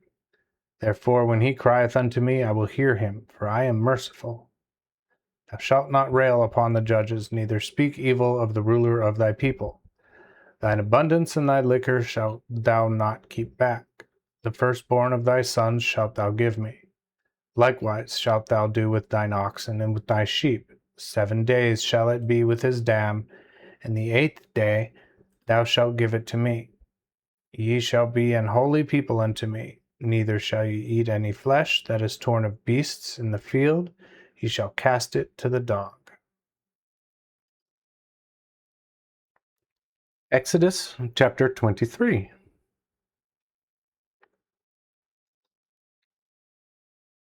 Thou shalt not receive a false tale, neither shalt thou put thine hand with the wicked to be a false witness. Thou shalt not follow a multitude to do evil, neither agree in a controversy to decline after many and overthrow the truth. Thou shalt not esteem a poor man in his cause. If thou meet thine enemy's ox or his ass going astray, thou shalt bring him to him again. If thou see thine enemy's ass lying under his burden, wilt thou cease to help him? Thou shalt help him again with it. Thou shalt not overthrow the right of thy poor in his suit. Thou shalt keep thee far from a false matter. Thou shalt keep thee far from a false matter, and thou shalt not slay the innocent and the righteous. For I will not justify a wicked man. Thou shalt take no gift, for the gift blindeth the wise, and pursueth the words of the righteous.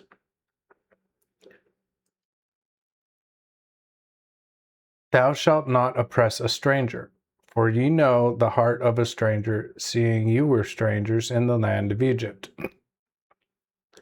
Moreover, 6 years shalt thou sow thy land, and gather the fruits thereof.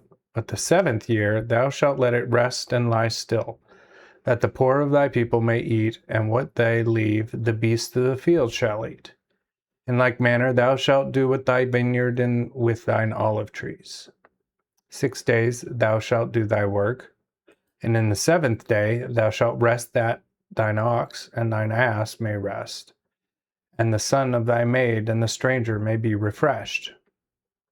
And ye shall take heed to all things that I have said unto you, and ye shall make no mention of the name of other gods, neither shall it be heard out of thy mouth. 3 times thou shalt keep a feast unto me in the year. Thou shalt keep the feast of unleavened bread. Thou shalt eat unleavened bread 7 days, as I commanded thee, in the season of the month of Abib. For in it thou camest out of Egypt, and none shall appear before me empty. The feast also of the harvest of the first fruits of thy labors, which thou hast sown into the field, and the feast of gathering fruits in the end of the year, when thou hast gathered in thy labors out of the field. These 3 times in the year shall all thy men children appear before the Lord Jehovah. Thou shalt not offer the blood of my sacrifice with leavened bread, neither shall the fat of my sacrifice remain until the morning. The first of the first fruits of thy land thou shalt bring into the house of the Lord thy God. Yet shalt thou not seeth a kid in his mother's milk. Behold, I send an angel before thee to keep thee in the way, and to bring thee to the place which I have prepared. Beware of him, and hear his voice, and provoke him not, for he will not spare your misdeeds, because my name is in him. But if thou hearken unto his voice, and do all that I speak, I will be an enemy unto thine enemies, and will afflict them that afflict thee. For mine angel shall go before thee, and bring thee unto the Amorites, and the Hittites, and the Perizzites, and the Canaanites, and the Hittites, and the Jebusites, and I will destroy them. Thou shalt not bow down to their gods, neither serve them, nor do after the works of them, but utterly overthrow them, and break in pieces their images. For ye shall serve the Lord your God, and he shall bless thy bread and thy water. And I will take all sickness away from the midst of thee. There shall none cast their fruit, nor be barren in thy land. The number of thy days will I fulfill. I will send my fear before thee, and will destroy all the people among whom thou shalt go. And I will make all thine enemies turn their backs unto thee. And I will send hornets before thee, which shall drive out the Hittites and the Canaanites and Hittites from thy face. I will not cast them out from thy face in 1 year, lest the land grow to a wilderness, and the beasts of the field multiply against thee. By little and little I will drive them out from thy face, until thou increase and inherit the land. And I will make thy coast from the Red Sea unto the sea of the Philistines, and from the desert unto the river. For I will deliver the inhabitants of the land into your hand, and thou shalt drive them out from thy face. Thou shalt make no covenant with them, nor with their gods. Neither shall they dwell in thy land, lest they make thee sin against me. For if thou serve their gods, surely it shall be thy destruction.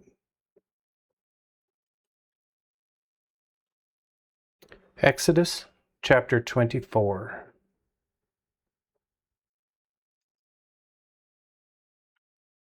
Now he had said unto Moses, Come up to the Lord, thou, and Aaron, Nadab, and Abihu, and 70 of the elders of Israel, and ye shall worship afar off. Moses himself alone shall come near to the Lord, but they shall not come near, neither shall the people go up with him. Afterwards Moses came and told the people all the words of the Lord and all the laws. And all the people answered with one voice and said, All the things which the Lord hath said we will do. And Moses wrote all the words of the Lord, and rose up early, and set up an altar under the mountain, and 12 pillars, according to the 12 tribes of Israel. And he sent young men of the children of Israel, which offered burnt offerings of beeves, and sacrificed peace offerings unto the Lord. Then Moses took half of the blood and put it in basins, and half of the blood he sprinkled on the altar.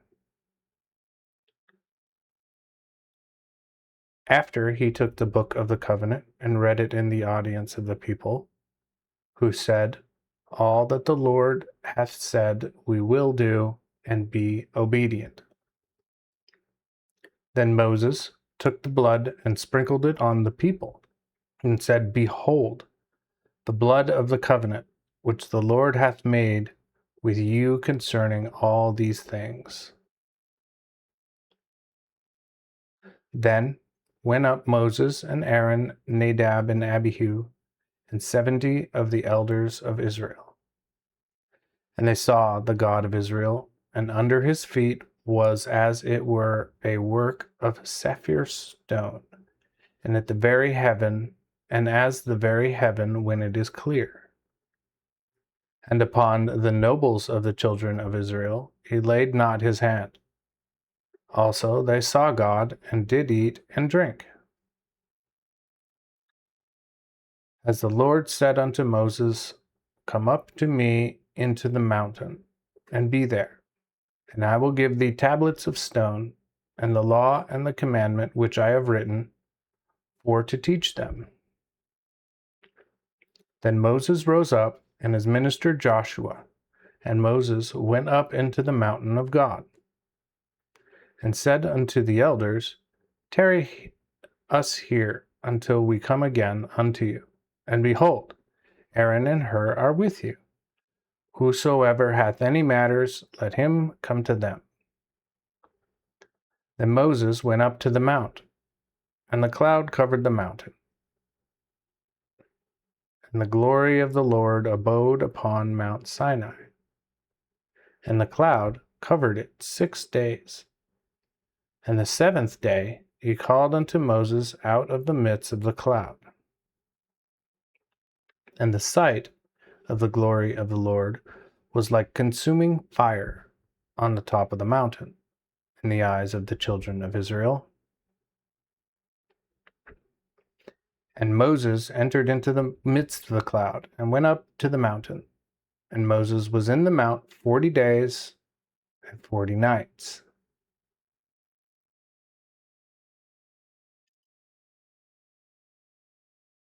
Exodus chapter 25.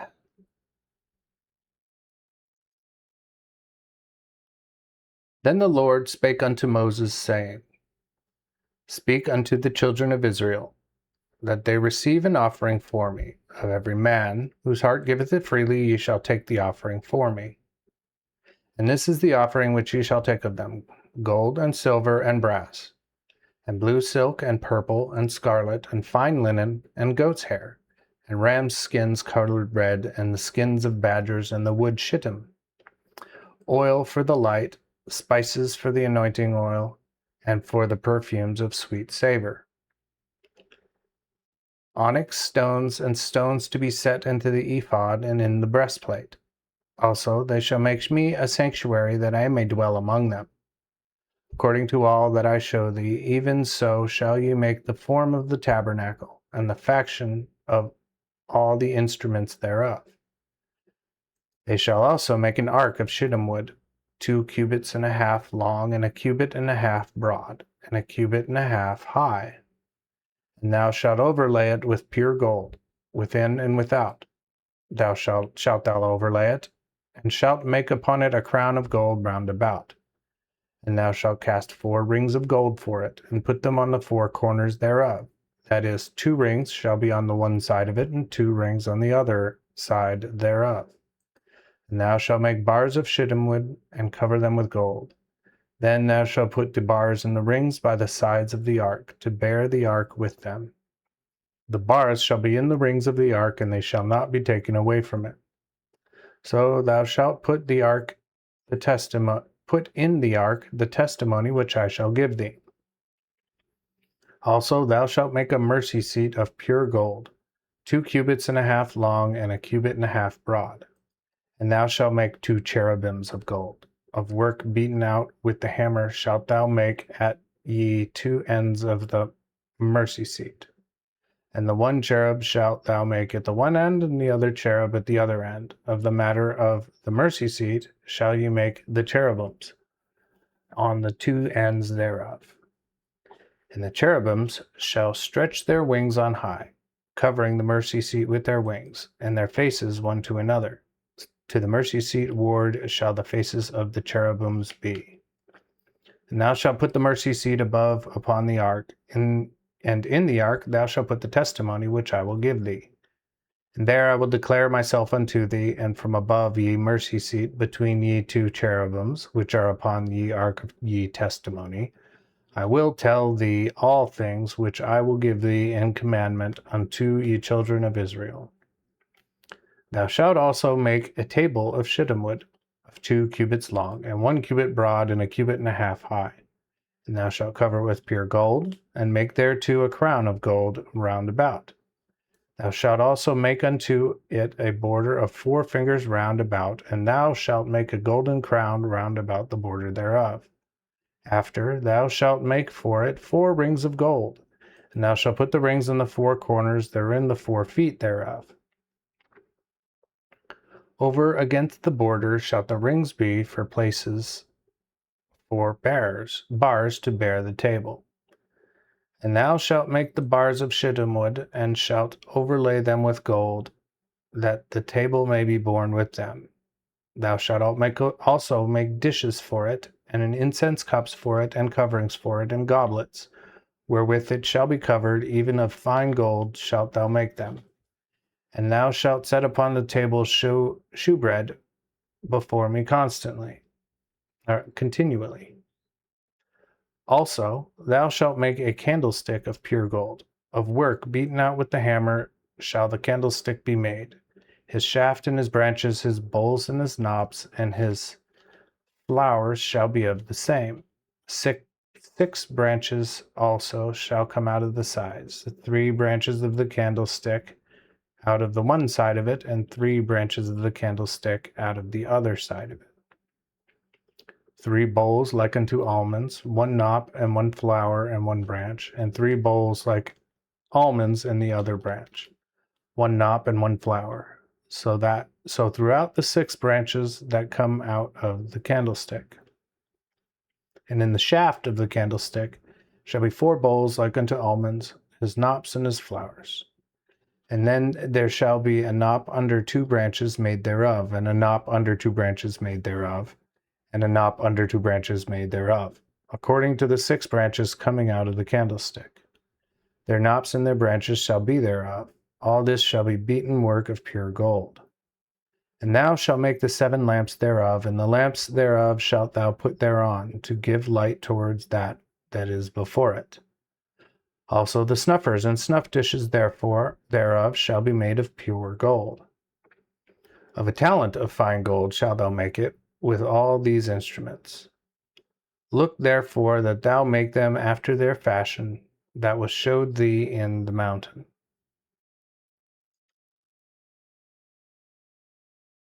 Exodus chapter 26.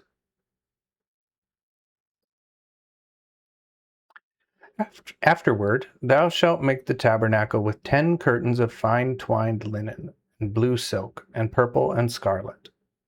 And in them thou shalt make cherubims of broidered work. The length of 1 curtain shall be 28 cubits, and the breadth of 1 curtain 4 cubits. Every one of the curtains shall have 1 measure. 5 curtains shall be coupled to one another, and the other 5 curtains shall be coupled to one another. And thou shalt make strings of blue silk upon the edge of one curtain, which is in the selvage of the coupling. And likewise shalt thou make in the edge of the other curtain in the selvage, in the second coupling. 50 strings shalt thou make in one curtain, and 50 strings shalt thou make in the edge of the curtain, which is in the second coupling. Ye strings shall be one right against another. Thou shalt make also 50 taches of gold, and couple the curtains one to another with the taches, and it shall be one tabernacle. Also thou shalt make curtains of goat's hair to be a covering upon the tabernacle. Thou shalt make them to the number of 11 curtains. The length of a curtain shall be 30 cubits, and the breadth of a curtain 4 cubits. The 11 curtains shall be of one measure. And thou shalt couple 5 curtains by themselves, and the 6 curtains by themselves, but thou shalt double the 6th curtain upon the forefront of the covering. And thou shalt make 50 strings in the edge of one curtain in the selvage of the coupling, and 50 strings in the edge of the other curtain in the second coupling. Likewise thou shalt make 50 taches of brass, and fasten them on the strings, and shalt couple the covering together, that it may be one. And the remnant that resteth in the curtains of the covering, even the half curtain that resteth, shall be left at the back side of the temple, that the cubit on the one side and the cubit on the other side of that which is left in the length of the curtains of ye covering may remain on either side of the tabernacle to cover it. Moreover, for that covering thou shalt make a covering of ram's skin dyed red, and a covering of badger skins above. And thou shalt make boards for the tabernacle of shittim wood to stand up. 10 cubits shall be the length of a board, and a cubit and a half cubit the breadth of one board. 2 tenons shall be in one board, set in order as the feet of a ladder, one against another. Thus shalt thou make for all the boards of the tabernacle. And thou shalt make boards for the tabernacle, even 20 boards on the south side, even full south. And thou shalt make 40 sockets of silver under the 20 boards, 2 sockets under one board for his 2 tenons, and 2 sockets under another board for his 2 tenons. In like manner, on the other side of the tabernacle, towards the north side, shall be 20 boards. And there 40 sockets of silver, 2 sockets under one board, and 2 sockets under another board. And on the side of the tabernacle toward the west shalt thou make 6 boards. Also 2 boards shall make in the corners of the tabernacle on the 2 sides. Also they shall be joined beneath, and likewise they shall be joined above to a ring. Thus shall it be for them two, they shall be for ye 2 corners. So they shall be 8 boards having sockets of silver, even 16 sockets, that is, 2 sockets under one board, and 2 sockets under another board. And thou shalt make the 5 bars of shittim wood for the boards of one side of the tabernacle, and 5 bars for the boards of the other side of the tabernacle. Also 5 bars for the boards of the side of the tabernacle toward the west side. And the midst bar shall go through the midst of the boards from end to end. And thou shalt cover the boards with gold, and make their rings of gold, for places for the bars, and thou shalt cover the bars with gold. And thou shalt rear up the temple according to the fashion thereof, which was showed thee in the mount. Moreover, thou shalt make a veil of blue silk and purple and scarlet, and fine twined linen. Thou shalt make it of broidered work with cherubims. And thou shalt hang it upon 4 pillars of shittim wood covered with gold, whose hooks shall be of gold, standing upon 4 sockets of silver. Afterward thou shalt hang the veil on the hooks, that thou mayest bring in thither, that is, within the veil, the ark of the testimony. And the veil shall make you a separation between the holy place and the most holy place. Also thou shalt put ye mercy seat upon the ark of the testimony in the most holy place. And thou shalt set the table without the veil, and the candlestick against the table on the south side of the tabernacle, and thou shalt set the table on the north side. And thou shalt make an hanging for door of ye tabernacle of blue silk and purple and scarlet, and fine twined linen wrought with needle. And thou shalt make for the hanging 5 pillars of shittim, and cover them with gold. Their heads shall be of gold, and thou shalt cast 5 sockets of brass for them.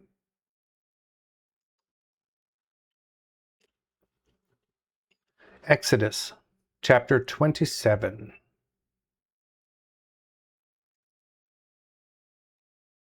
Moreover, thou shalt make the altar of shittim wood, 5 cubits long, and 5 cubits broad. The altar shall be 4 square, and the height thereof of 3 cubits. And thou shalt make it horns in the 4 corners thereof, and horns shall be of itself, and it shall cover it with brass. Also thou shalt make his ashpans for his ashes, and his besoms, and his basins, and his flesh hooks, and his censers.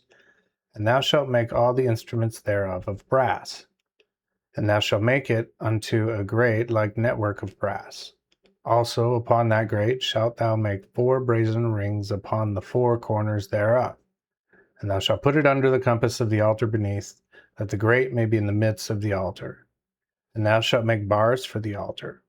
Bars, I say, of shittim wood, and shall cover them with brass. And the bars thereof shall be put in the rings, the which bars shall be upon the 2 sides of the altar to bear it.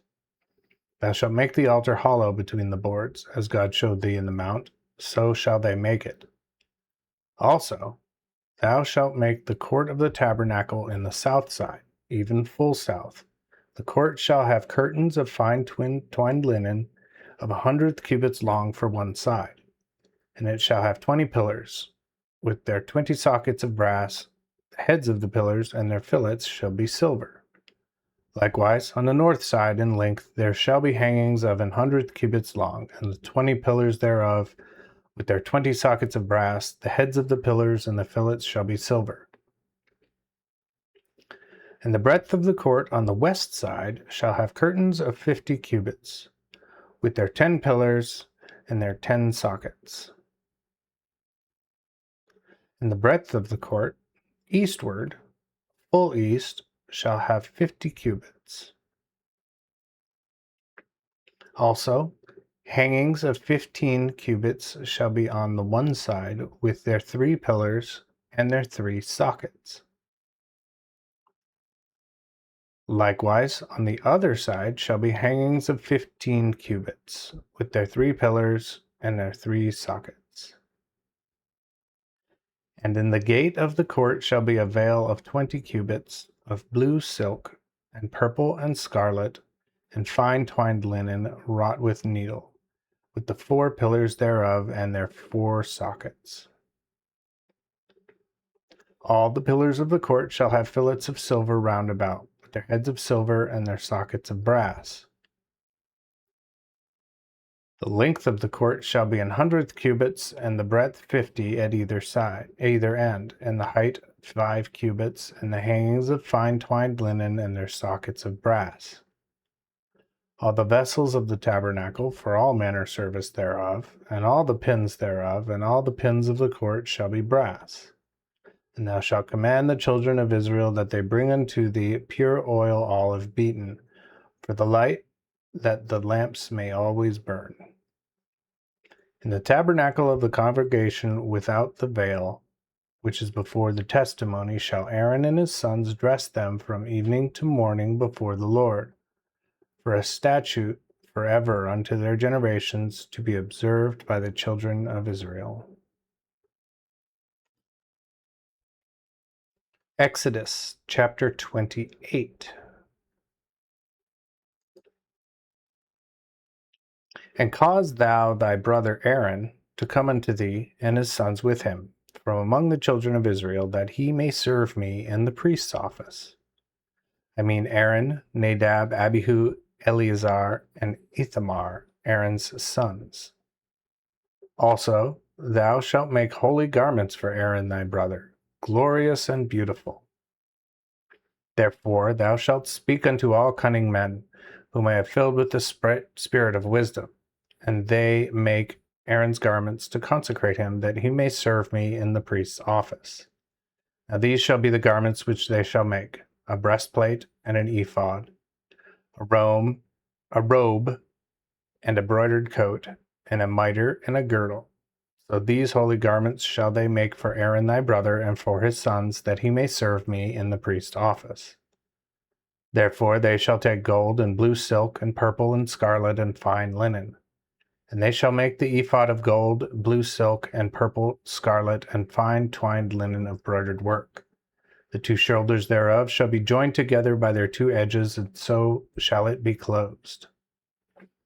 And the broidered guard of the same ephod which shall be upon him shall be of the selfsame work and stuff, even of gold, blue silk, and purple, and scarlet, and fine twined linen. And thou shalt take 2 onyx stones, and grave upon them the names of the children of Israel, 6 names of them upon the one stone, and the 6 names that remain upon the second stone, according to their generations. Thou shalt cause to grave the 2 stones according to the names of Israel, of the children of Israel, by a graver of signets, that worketh and graveth in stone, and shalt make them to be set and embossed in gold. And thou shalt put the 2 stones upon the shoulders of the ephod, as stones of remembrance of the children of Israel. For Aaron shall bear their names before the Lord upon his 2 shoulders for a remembrance. So thou shalt make bosses of gold, and 2 chains of fine gold at the end of wreath work shalt thou make them, and shalt fasten the wreathed chains upon the bosses. Also thou shalt make the breastplate of judgment with broidered work, like the work of the ephod shalt thou make it. Of gold, blue silk, and purple, and scarlet, and fine twined linen shalt thou make it. 4 square it shall be, and double, and handbreadth long, and handbreadth broad. Then thou shalt set it full of places for stones, even 4 rows of stones. The order shall be this: a ruby, a topaz, and a carbuncle in the first row. And in the second row thou shalt set an emerald, a sapphire, and a diamond. In the third row a turquoise, an agate, and a hematite. In the fourth row a chrysolite, an onyx, and a jasper, and they shall be set in gold in their embossments. And the stones shall be according to the names of the children of Israel, 12 according to their names, graven as signets, every one after his name, and they shall be for the 12 tribes.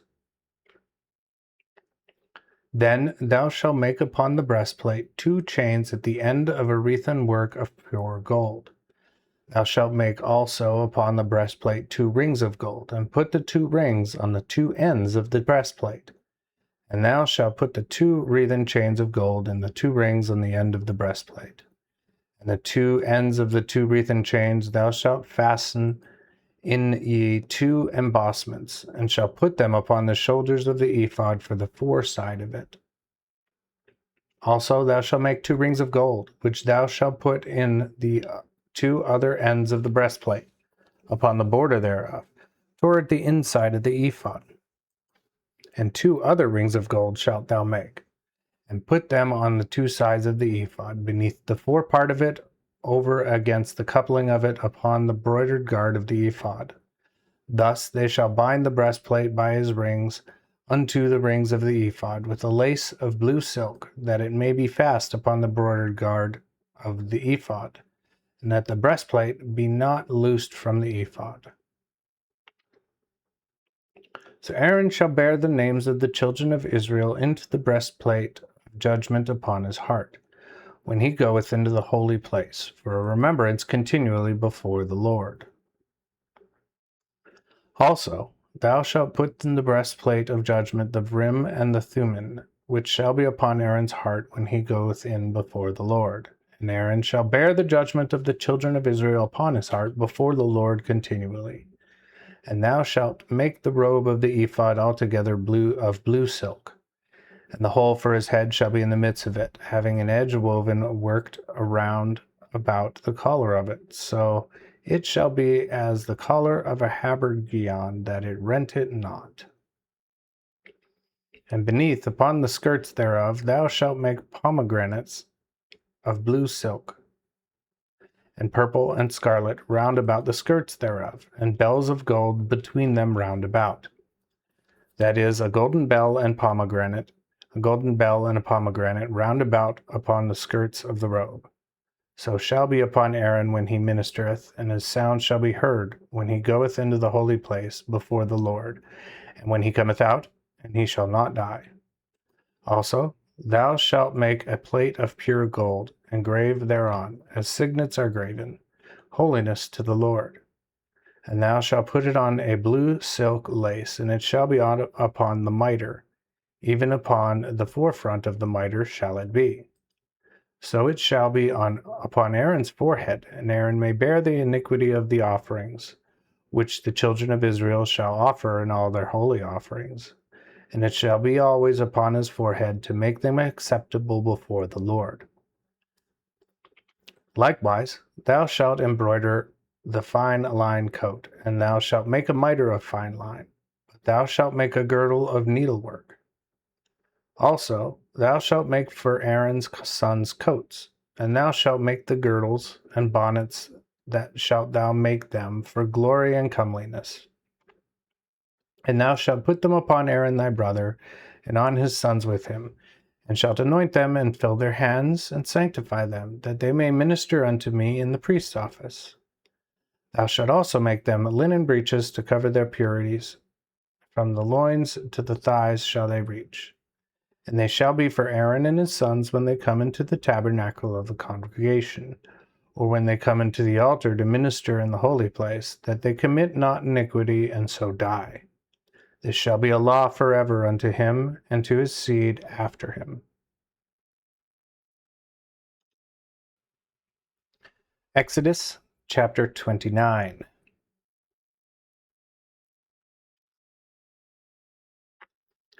This thing also shalt thou do unto them when thou consecratest them to be my priests.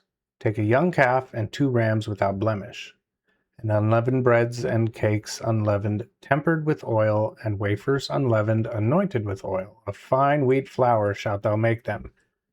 Then thou shalt put them in one basket, and present them in the basket with the calf and the 2 rams. And shalt bring Aaron and his sons unto the door of the tabernacle of the congregation, and wash them with water. Also thou shalt take the garments, and put upon Aaron the tunicle, and the robe of the ephod, and the breastplate, and shalt close them to him with the broidered guard of the ephod. Then thou shalt put the mitre upon his head, and shalt put the holy crown upon ye mitre. And thou shalt take the anointing oil, and shalt pour upon his head, and anoint him.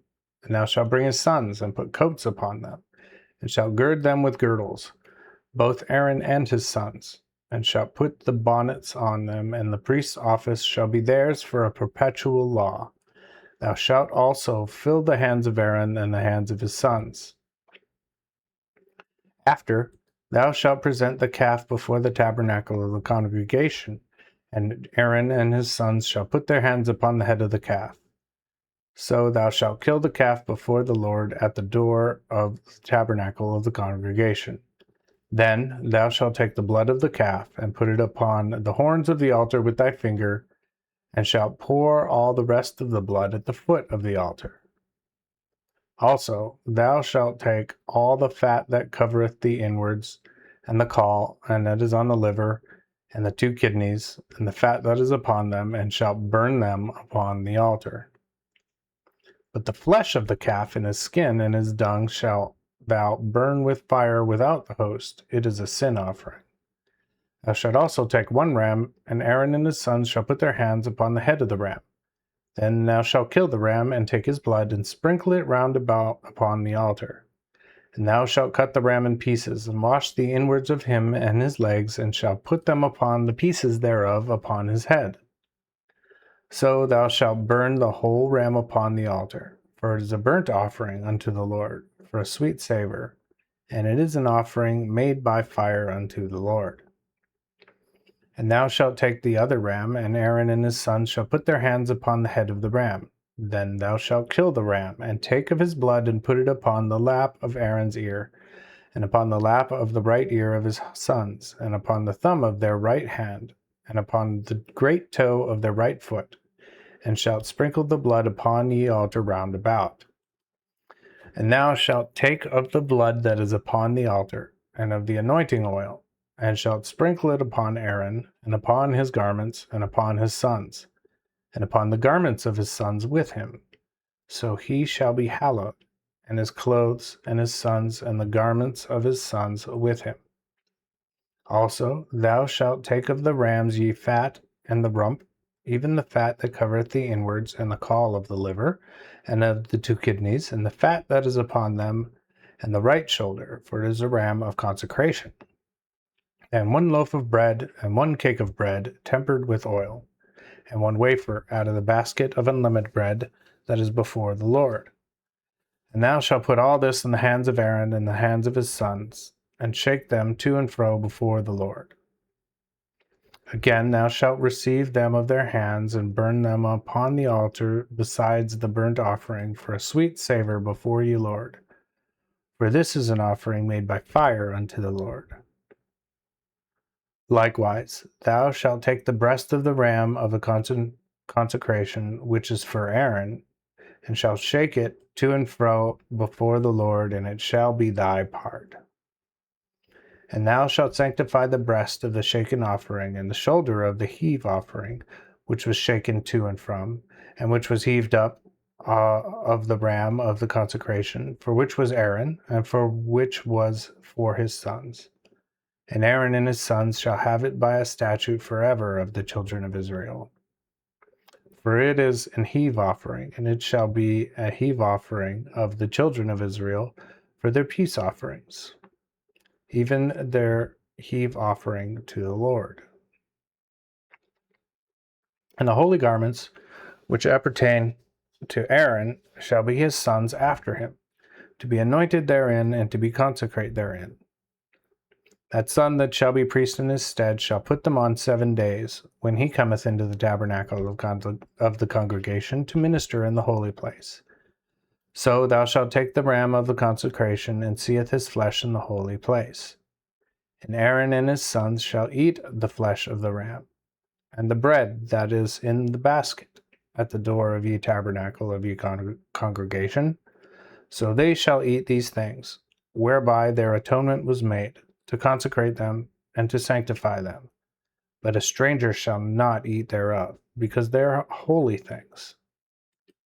Now, if aught of the flesh of the consecration or of the bread remain unto morning, then it shall burn the rest with fire. It shall not be eaten, because it is a holy thing.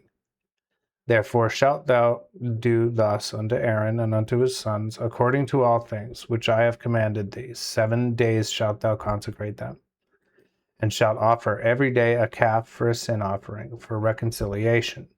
And thou shalt cleanse the altar, when thou hast offered upon it for reconciliation, and shalt anoint it to sanctify it. 7 days shalt thou cleanse the altar, and sanctify it. So the altar shall be most holy, and whatsoever toucheth the altar shall be holy. Now this is that which thou shalt present upon the altar, even 2 lambs of 1 year old, day by day continually. The 1 lamb shalt thou present in the morning, and the other lamb shalt thou present at even. And with the 1 lamb, a 10th part of fine flour mingled with the 4th part of an hin of beaten oil, and the 4th part of an hin of wine, for a drink offering. And the other lamb thou shalt present at even, though thou shalt do thereto according to the offering of the morning, and according to the drink offering thereof, to be a burnt offering for a sweet savour unto the Lord.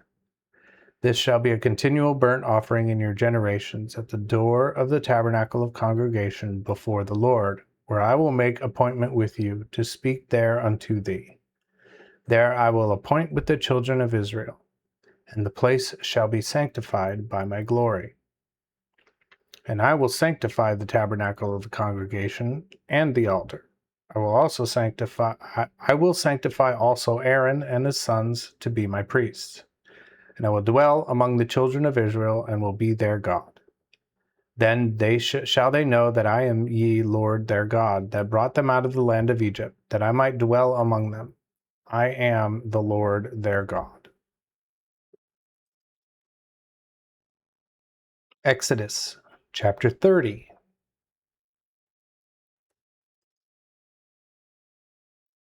Furthermore, thou shalt make an altar for sweet perfume. Of shittim wood thou shalt make it. The length thereof a cubit, and the breadth thereof a cubit. It shall be foursquare. And the height thereof 2 cubits. The horns thereof shall be of the same. And thou shalt overlay it with fine gold. both the top thereof and the sides thereof round about, and his horns. Also thou shalt make unto it a crown of gold round about. Besides this, thou shalt make under this crown 2 golden rings on either side. Even on every side shalt thou make them, that they may be as places for the bars to bear it withal. The which bars thou shalt make of shittim wood, and thou shalt cover them with gold.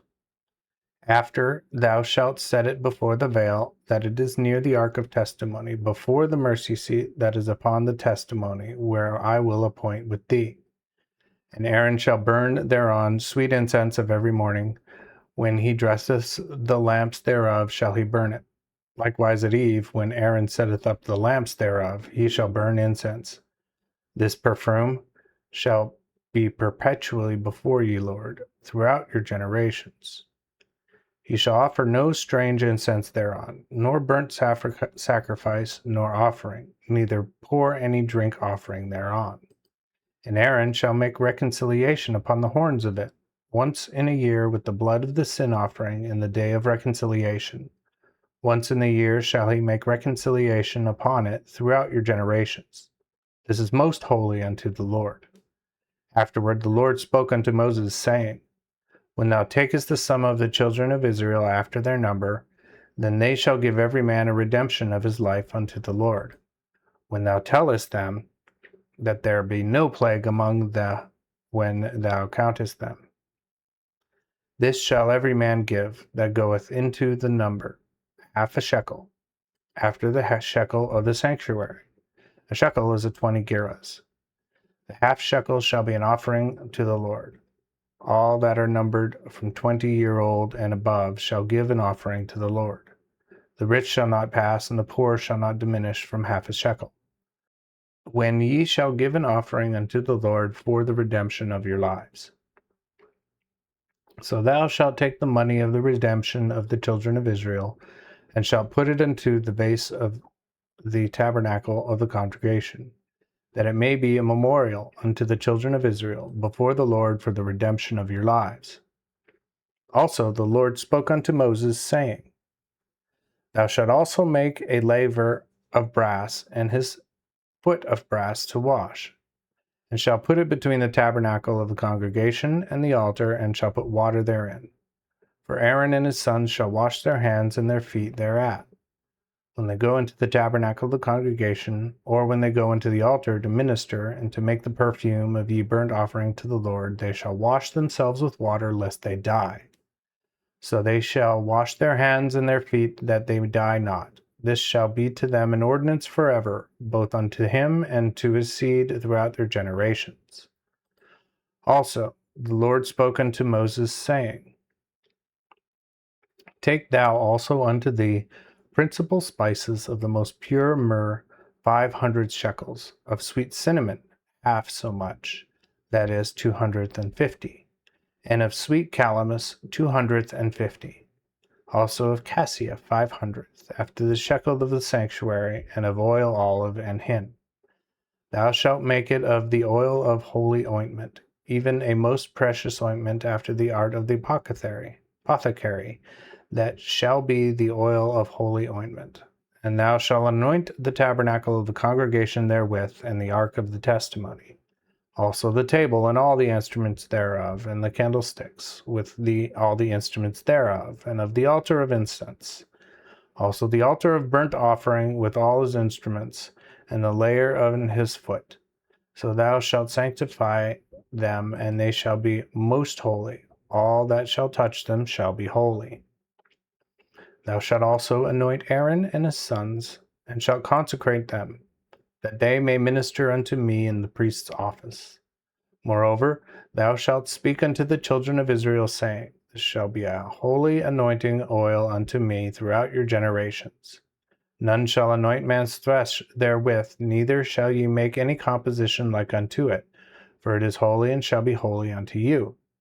Whosoever shall make the like ointment, or whosoever shall put any of it upon a stranger, even he shall be cut off from his people. And the Lord said unto Moses, Take unto thee these spices, pure myrrh, and clear gum, and galbanum, these odors with pure frankincense, of eclite weight. Then thou shalt make of them perfume, composed after the art of the apothecary, mingled together pure and holy. And thou shalt beat it to powder, and shalt put of it before the ark of the testimony in the tabernacle of ye congregation, where I will make appointment with thee. It shall be unto you most holy. And ye shall not make unto you any composition like this perfume, which thou shalt make. It shall be unto thee holy for the Lord. Whosoever shall make like unto that to smell thereto, even he shall be cut off from his people. Exodus chapter 31.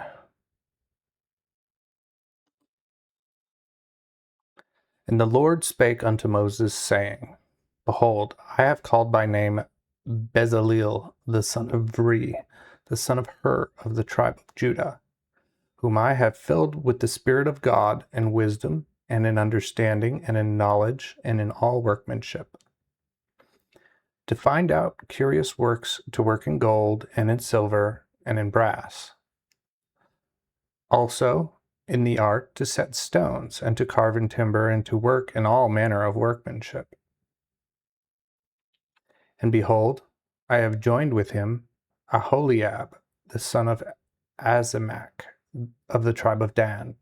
And in the hearts of all that are wise-hearted, have I put wisdom to make all that I have commanded thee. That is, the tabernacle of congregation, the ark of the testimony, and the mercy seat that shall be thereupon, with all instruments of the tabernacle. Also the table and the instruments thereof, and the pure candlestick, with all his instruments, and the altar of perfume. Likewise, the altar of burnt offering, with all his instruments, and the laver with his foot. Also the garments of the ministration, and ye holy garments, for Aaron ye priest, and the garments of his sons, to minister in the priest's office, and the anointing oil, and sweet perfume for the sanctuary. According to all that I have commanded thee, shall they do. Afterward, the Lord spake unto Moses, saying, Speak thou also unto the children of Israel, and say, Notwithstanding, keep ye my Sabbaths, for it is a sign between me and you in your generations, that ye may know that I, the Lord, do sanctify you. Ye shall therefore keep the Sabbath, for it is holy unto you. He that defileth it shall die the death. Therefore whosoever worketh therein, the same person shall even be cut off from among his people. 6 days shall men work, but in the 7th day is the Sabbath of the holy rest to the Lord. Whosoever doeth any work in the Sabbath day shall die the death. Wherefore the children of Israel shall keep the Sabbath, that they may observe the rest throughout their generations for an everlasting covenant. It is a sign between me and the children of Israel forever. For in 6 days the Lord made the heaven and the earth, and in the 7th day he ceased and rested. Thus, when the Lord had made an end of communing with Moses upon Mount Sinai, he gave him 2 tables of the testimony, even tables of stone, written with the finger of God. Exodus chapter 32.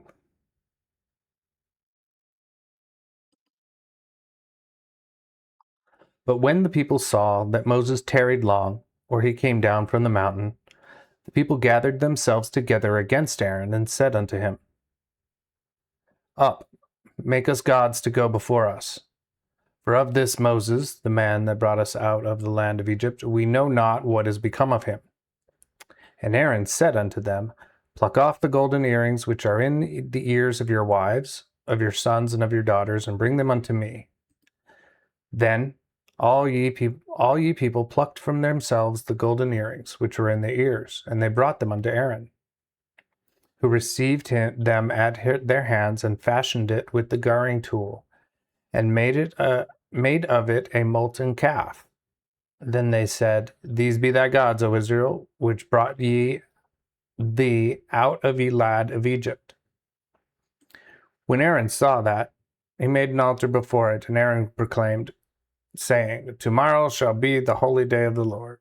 So they rose up the next day in the morning, and offered burnt offerings, and brought peace offerings. Also the people sat them down to eat and drink, and rose up to play.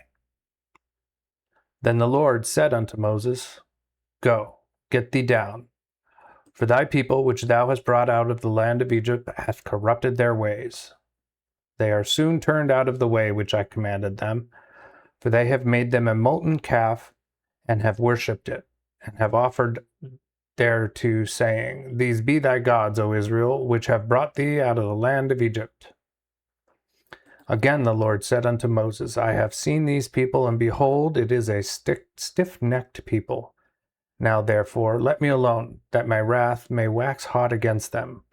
For while I will consume them, but I will make of thee a mighty people. But Moses prayed unto the Lord his God, and said, O Lord, why doeth thy wrath wax hot against thy people, which thou hast brought out of the land of Egypt with great power and with a mighty hand? Wherefore shall the Egyptians speak and say, He hath brought them out maliciously, for to slay them in the mountains, and to consume them from the earth? Turn from thy fierce wrath, and change thy mind from this evil toward thy people. Remember Abraham, Isaac, Israel thy servants, to whom thou swarest by thine own self, and saidst unto them, I will multiply your seed as the stars of the heaven, and all this land that I have spoken of will I give unto your seed, and they shall inherit it forever. Then the Lord changed his mind from the evil which he threatened to do unto his people. So Moses returned, and went down from the mountain with the 2 tablets of testimony in his hands. The tables were written on both their sides, even on the one side and on the other were they written. And these tables were the work of God, and this writing was the writing of God, graven in the tables.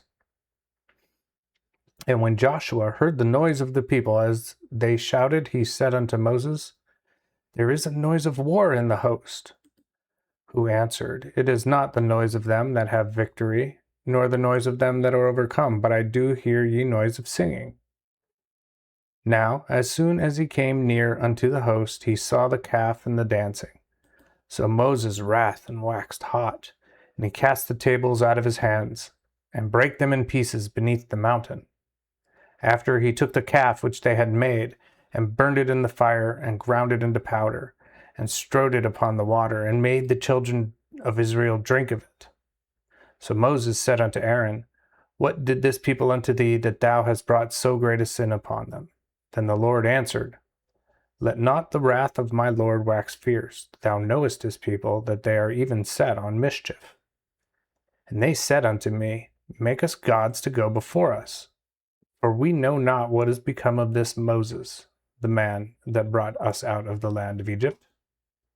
Then I said to them, Ye that have gold, pluck it off. And they brought it to me. And I did cast it into the fire, and thereof came this calf. Moses therefore saw that his people were naked, for Aaron had made them naked unto their shame among their enemies. And Moses stood in the gate of the camp, and said, Who pertaineth to the Lord, let him come to me. And all the sons of Levi gathered themselves unto him. Then he said unto them, Thus saith ye Lord God of Israel, Put every man his sword by his side. Go to and from gate to gate through the host, and slay every man his brother, and every man his companion, and every man his neighbor. So the children of Levi did as Moses had commanded, and there fell of the people the same day about 3,000 men. For Moses had said, Consecrate your hands unto the Lord this day, even every man upon his son and upon his brother, that there may be given you a blessing this day. And when the morning came, Moses said unto the people, Ye have committed a grievous crime, but now I will go up to the Lord. If I may pacify him for your sin. Moses went again unto the Lord and said, Oh, this people have sinned a great sin, and have made them gods of gold. Therefore now, if thou pardon their sin, thy mercy shall appear. But if thou wilt not, I pray thee, raise me out of thy book which thou hast written. Then the Lord said to Moses, Whosoever hath sinned against me, I will put out of my book. Go now, therefore, bring the people unto the place which I commanded thee. Behold, mine angel shall go before thee, but yet in the day of my visitation I will visit their sin upon them. So the Lord plagued the people, because they caused Aaron to make a calf which he had made. Exodus chapter 33.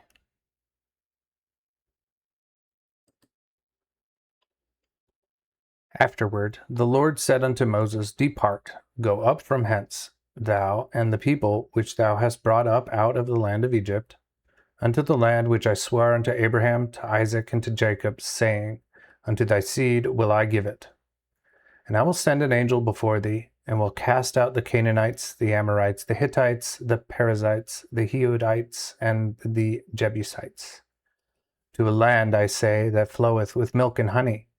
For I will not go up with thee, because thou art a stiff-necked people, lest I consume thee in the way. And when the people heard this evil tidings, they sorrowed, and no man put on his best raiment. For the Lord had said to Moses, Say unto the children of Israel, Ye are a stiff-necked people. I will come suddenly upon thee and consume thee. Therefore now put thy costly raiment from thee, that I may know what to do unto thee. So the children of Israel laid their good raiment from them, after Moses came down from the Mount Horeb. Then Moses took his tabernacle and pitched it without the host, far off from the host, and called it Ohel Moed. And when any did seek to the Lord, he went out unto the tabernacle of the congregation, which was without the host. And when Moses went out unto the tabernacle, all the people rose up, and stood every man at his tent door, and looked after Moses until he was gone into the tabernacle. And as soon as Moses was entered into the tabernacle, the cloudy pillar descended, and stood at the door of the tabernacle, and the Lord talked with Moses. Now when all the people saw the cloudy pillar standing at the tabernacle door, all the people rose up and worshipped, every man in his tent door. And the Lord spake unto Moses face to face, as a man speaketh unto his friend, after he turned again into the host. But his servant Joshua, the son of Nun, a young man, departed not out of the tabernacle. Then Moses said unto the Lord, See, thou sayest unto me, Lead these people forth, and thou hast not showed me whom thou wilt send with me. Thou hast said, moreover, I know thee by name, and thou hast also found grace in my sight. Now therefore, I pray thee, if I have found favor in thy sight, show me now the way, that I might know thee, and that I may find grace in thy sight. Consider also that this nation is thy people. And he answered, My presence shall go with thee, and I will give thee rest. Then he said unto him, If thy presence does not go with us, carry us not hence. And wherein now shall it be known that I and thy people have found favor in thy sight? Shall it not be when thou goest with us? So I and thy people shall have preeminence before all the people that are upon the earth? And the Lord said unto Moses, I will do this also that thou hast said, for thou hast found grace in my sight, and I know thee by name. Again he said, I beseech thee, show me thy glory.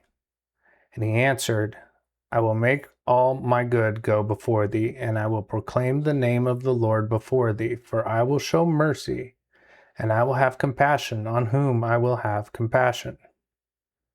Furthermore, he said, Thou canst not see my face, for there shall no man see me and live.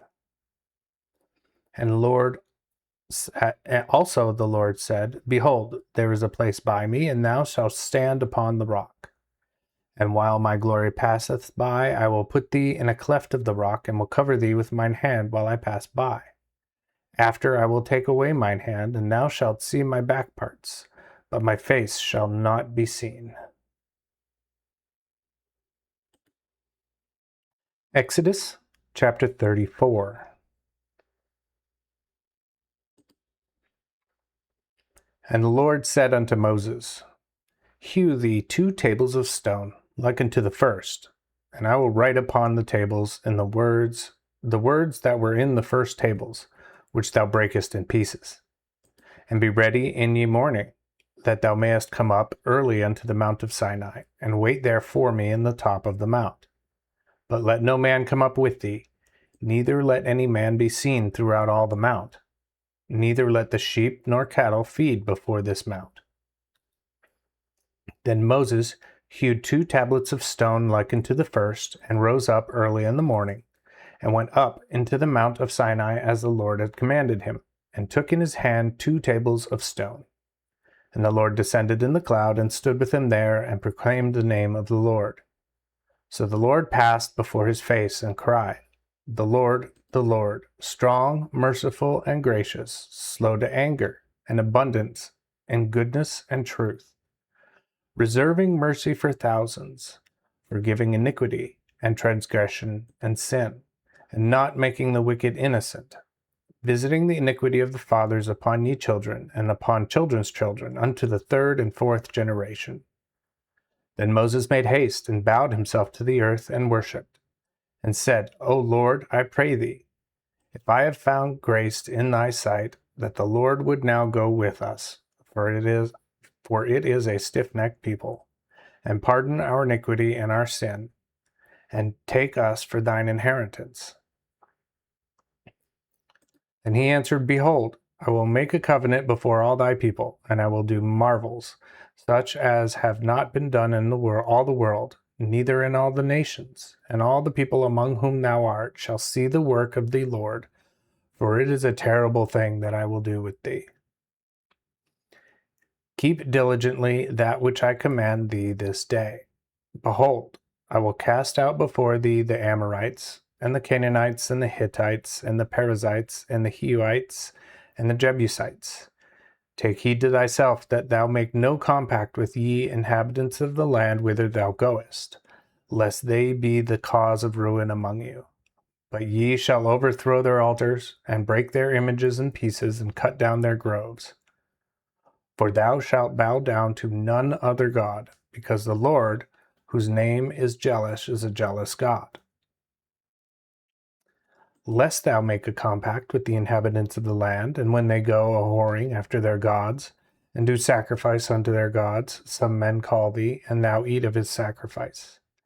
And lest thou take of their daughters unto thy sons, and their daughters go a-whoring after their gods, and make thy sons go a-whoring after their gods, thou shalt make thee no gods of metal. The feast of unleavened bread shalt thou keep. 7 days shalt thou eat unleavened bread as I commanded thee, in ye time of the month of Abib. For the month of Abib thou camest out of Egypt. Every male that first opened the womb shall be mine. Also, all the firstborn of thy flocks shall be reckoned mine, both of the beeves and the sheep. But ye first of ye ass thou shalt buy out with a lamb, and if thou redeem him not, then thou shalt break his neck. All the firstborn of thy sons shalt thou redeem, and none shall appear before me empty. 6 days thou shalt work, and in the 7th day thou shalt rest. Both in earing time and in the harvest thou shalt rest. Thou shalt also observe the feast of weeks in the time of ye first fruits of wheat harvest, and the feast of gathering fruits in the end of the year. Thrice in a year shall all your men children appear before the Lord Jehovah God of Israel. For I will cast out the nations before thee, and enlarge thy coasts, so that no man shall desire thy land, when thou shalt come up to appear before the Lord thy God thrice in the year. Thou shalt not offer the blood of my sacrifice with leaven, neither shall that aught of the sacrifice of the feast of Passover be left unto the morning. The first ripe fruits of thy land thou shalt bring unto the house of the Lord thy God. Yet shalt thou not see the kid in his mother's milk. And the Lord said unto Moses, Write thou these words, for after the tenor of these words I have made a covenant with thee and with Israel. So he was there with the Lord 40 days and 40 nights, and did neither eat bread nor drink water. And he wrote in the tables the words of the covenant, even the 10 commandments. So when Moses came down from Mount Sinai, the 2 tables of the testimony were in Moses' hands. And as he descended from the mount, now Moses wist not that the skin of his face shone bright, that God had talked with him. And Aaron and all the children of Israel looked upon Moses, and behold, the skin of his face shone bright, and they were afraid to come near him. But Moses called them, and Aaron and all the chief of the congregation returned unto him, and Moses talked with them. And afterward, all the children of Israel came near, and he charged them with all the Lord had said unto him at the Mount Sinai. So Moses made an end of communing with them, and had put a covering upon his face. But when Moses came before the Lord to speak with him, he took off the covering until he came out. Then he came out and spoke unto the children of Israel that which he was commanded. And the children of Israel saw the face of Moses, how the skin of Moses' face shone bright. Therefore Moses put the covering upon his face until he went to speak with God.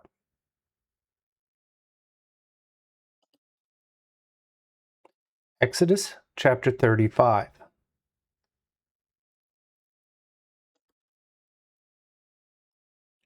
Then Moses assembled all the congregations of the children of Israel, and said unto them, These are the words which the Lord hath commanded that ye should do them. 6 days thou shalt work, but the 7th day shall be unto you the holy Sabbath of rest unto the Lord. Whosoever doeth any work therein shall die. Ye shall kindle no fire throughout all your habitations upon the Sabbath day. Again Moses spake unto all the congregation of the children of Israel, saying, This is the thing which the Lord commandeth, saying, Take from among you an offering unto the Lord. Whosoever is of a willing heart, let him bring this offering to the Lord, namely gold and silver and brass, also blue silk and purple, and scarlet and fine linen and goat's hair, and ram's skin dyed red, and badger's skins with shittim wood. Also oil for light, and spices for the anointing oil and for the sweet incense, and onyx stones, and stones to be set in the ephod and in the breastplate. And all the wise-hearted among you shall come and make all that the Lord hath commanded. That is the tabernacle, that pallion thereof, and his covering, and his taches, and his boards, and his bars, his pillars, and his sockets, the ark, and the bars thereof, ye mercy seat, and the veil that covereth it, the table and the bars of it, and all the instruments thereof, and the showbread, also the candlestick of light, and his instruments, and his lamps with the oil for the light.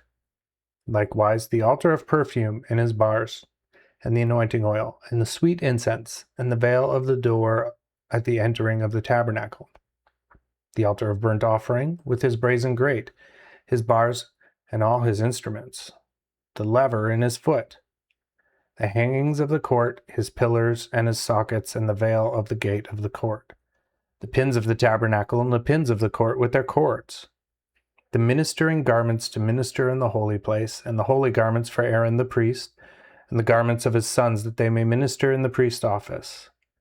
Then all the congregation of Israel departed from the presence of Moses, and every one whose heart encouraged him, and every one whose spirit made him willing, came and brought an offering to the Lord for the work of the tabernacle of the congregation, for all his vases, and for the holy garments.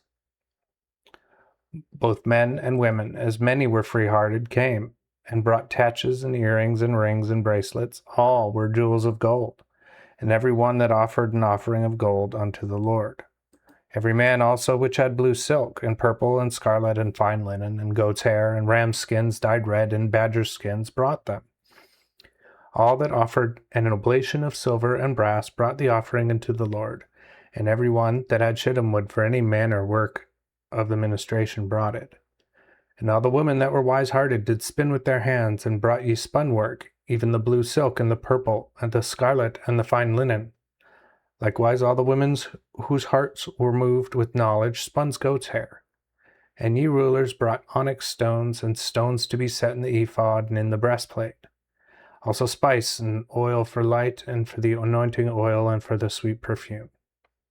Every man and woman of the children of Israel, whose hearts moved the willingly to bring for all the work which the Lord had commanded thee to make by the hand of Moses, brought a free offering to the Lord.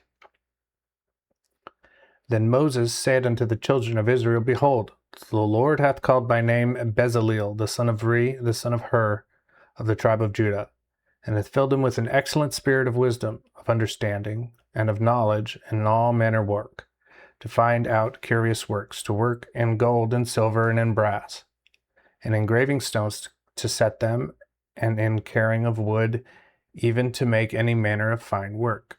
And he hath put in his heart that thee may teach other, both he and Aloud, son of Ashimach, the tribe of Dan. Them hath he filled with wisdom of heart to work all manner of cunning and broidered and needlework, in blue silk and in purple, in scarlet and in fine linen and weaving, even to do all manner of work and subtle innuations.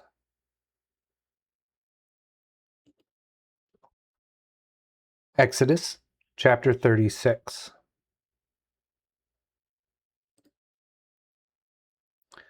Then wrought Bezaleel and Aholiab and all cunning men, to whom the Lord gave wisdom and understanding, to know how to work all manner work for the service of the sanctuary, according to all that the Lord had commanded. For Moses had called Bezaleel and Aholiab and all the wise-hearted men, in whose hearts the Lord had given wisdom, even as many as their hearts encouraged to come unto that work to work it. And they received of Moses all the offering which the children of Israel had brought for the work of the service of the sanctuary. To make it also, they brought still unto him free gifts every morning.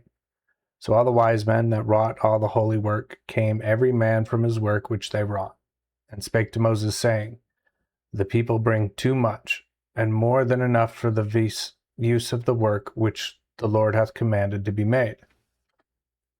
Then Moses gave a commandment, and they caused it to be proclaimed throughout the host, saying, Let neither man nor woman prepare any more work for the oblation of the sanctuary. So the people were stayed from offering.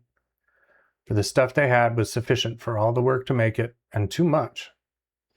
All the cunning men, therefore, among the workmen, made for the tabernacle 10 curtains of fine twined linen, and of blue silk and purple and scarlet. Cherubims of broidered work made they upon them. The length of one curtain was 28 cubits, and the breadth of one curtain 4 cubits, and the curtains were all of one size. And he coupled fine curtains together, and other 5 coupled he together. And he made strings of blue silk by the edge of one curtain, and the selvage of the coupling likewise he made on the other curtain the selvage of the second coupling. 50 strings made he in the one curtain, and 50 strings made he in the edge of the other curtain, which was in the second coupling. The strings were set against one another. After he made 50 taches of gold, and coupled the curtains one to another with the taches, so it was one tabernacle. Also he made curtains of goat's hair for the covering upon the tabernacle, and he made them to the number of 11 curtains. The length of one curtain had 30 cubits, and the breadth of one curtain 4 cubits. And the 11 curtains were of one size. And he coupled 5 curtains by themselves, and 6 curtains by themselves. Also he made 50 strings upon the edge of one curtain in the selvage and the coupling, and 50 strings made he upon the edge of the other curtain in the second coupling. He made also 50 taches of brass to couple the covering, that it might be one. And he made a covering upon the pavilion of rams and skins dyed red, and covering of badger skins above. Likewise, he made the boards for the tabernacle of shittim wood to stand up. The length of a board was 10 cubits, and the breadth of one board was 1.5 cubits. One board had 2 tenons, set in order as the feet of a ladder, one against another. Thus made he for all the boards of the tabernacle. So he made 20 boards for the south side of the tabernacle, even full south.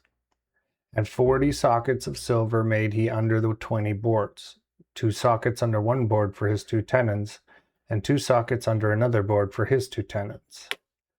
Also, for the other side of the tabernacle toward the north he made 20 boards, and their 40 sockets of silver, 2 sockets under one board and 2 sockets under another board. Likewise, toward the west side of the tabernacle he made 6 boards, and 2 boards made he in the corner of the tabernacle for either side. And they were joined beneath, and likewise were made sure above with a ring. Thus he did to both in both corners. So there were 8 boards, and there 16 sockets of silver, under every board 2 sockets. After, he made bars of shittim wood, 5 for the boards in ye one side of the tabernacle, and 5 bars for the boards in the other side of the tabernacle, and 5 bars for the boards of the tabernacle on the side toward the west. And he made the midst bar to shoot through the boards from one end to the other. And he overlaid the boards with gold, and made their rings of gold for places for the bars, and covered the bars with gold. Moreover, he made a veil of blue silk and purple, and of scarlet, and of fine twined linen. With cherubims of broidered work made he it, and made thereunto 4 pillars of shittim, and overlaid them with gold, whose hooks were also of gold. And he cast for them 4 sockets of silver.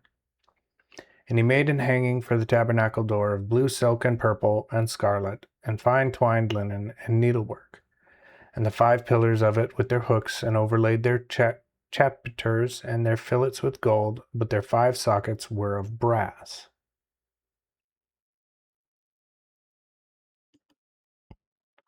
Exodus chapter 38.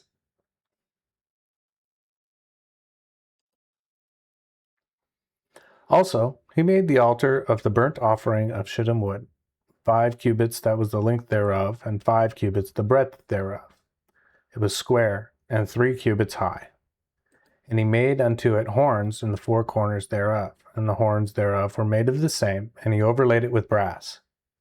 Also, he made all the instruments of the altar, the ashpans and the basins and the flesh hooks and the censers, and all the instruments thereof he made of brass.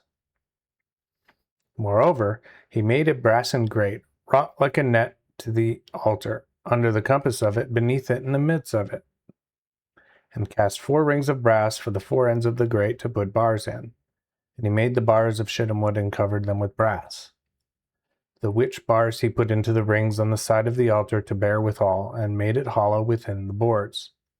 Also he made the laver of brass, and the foot of it of brass, and of the glasses of the women that did assemble and come together at the door of the tabernacle of the congregation. Finally, he made the court on the south side full south.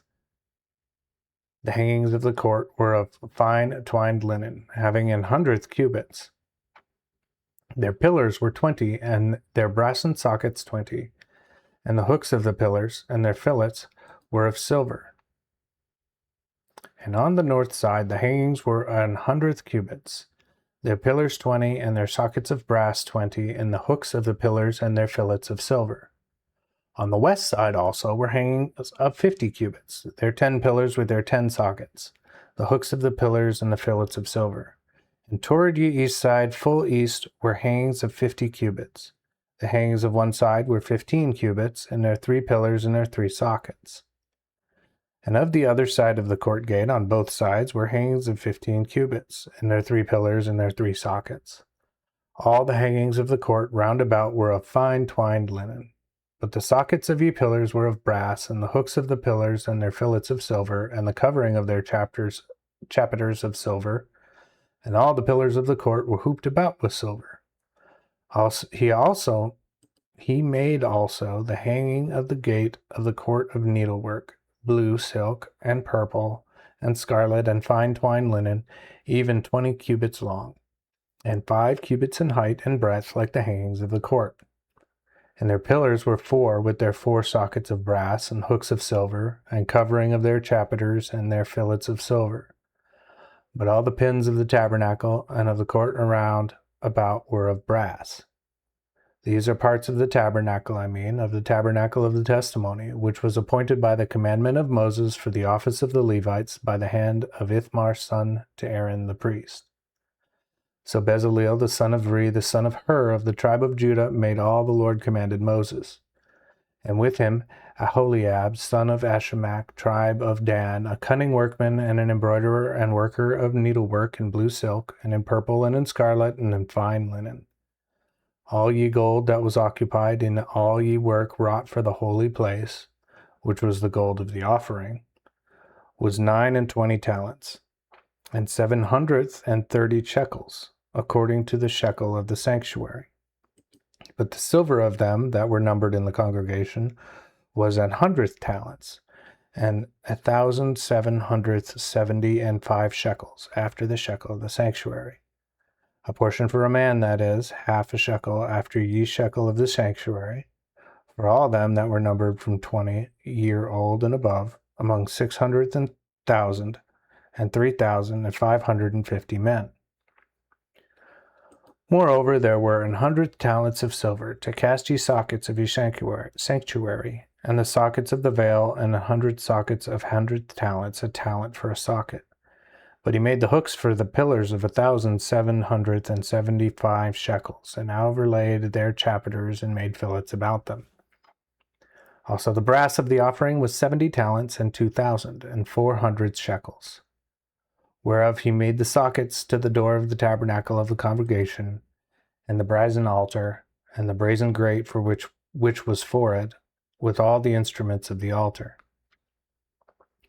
And the sockets of the court round about, and the sockets of the court gate, and all the pins of the tabernacle, and all the pins of the court round about.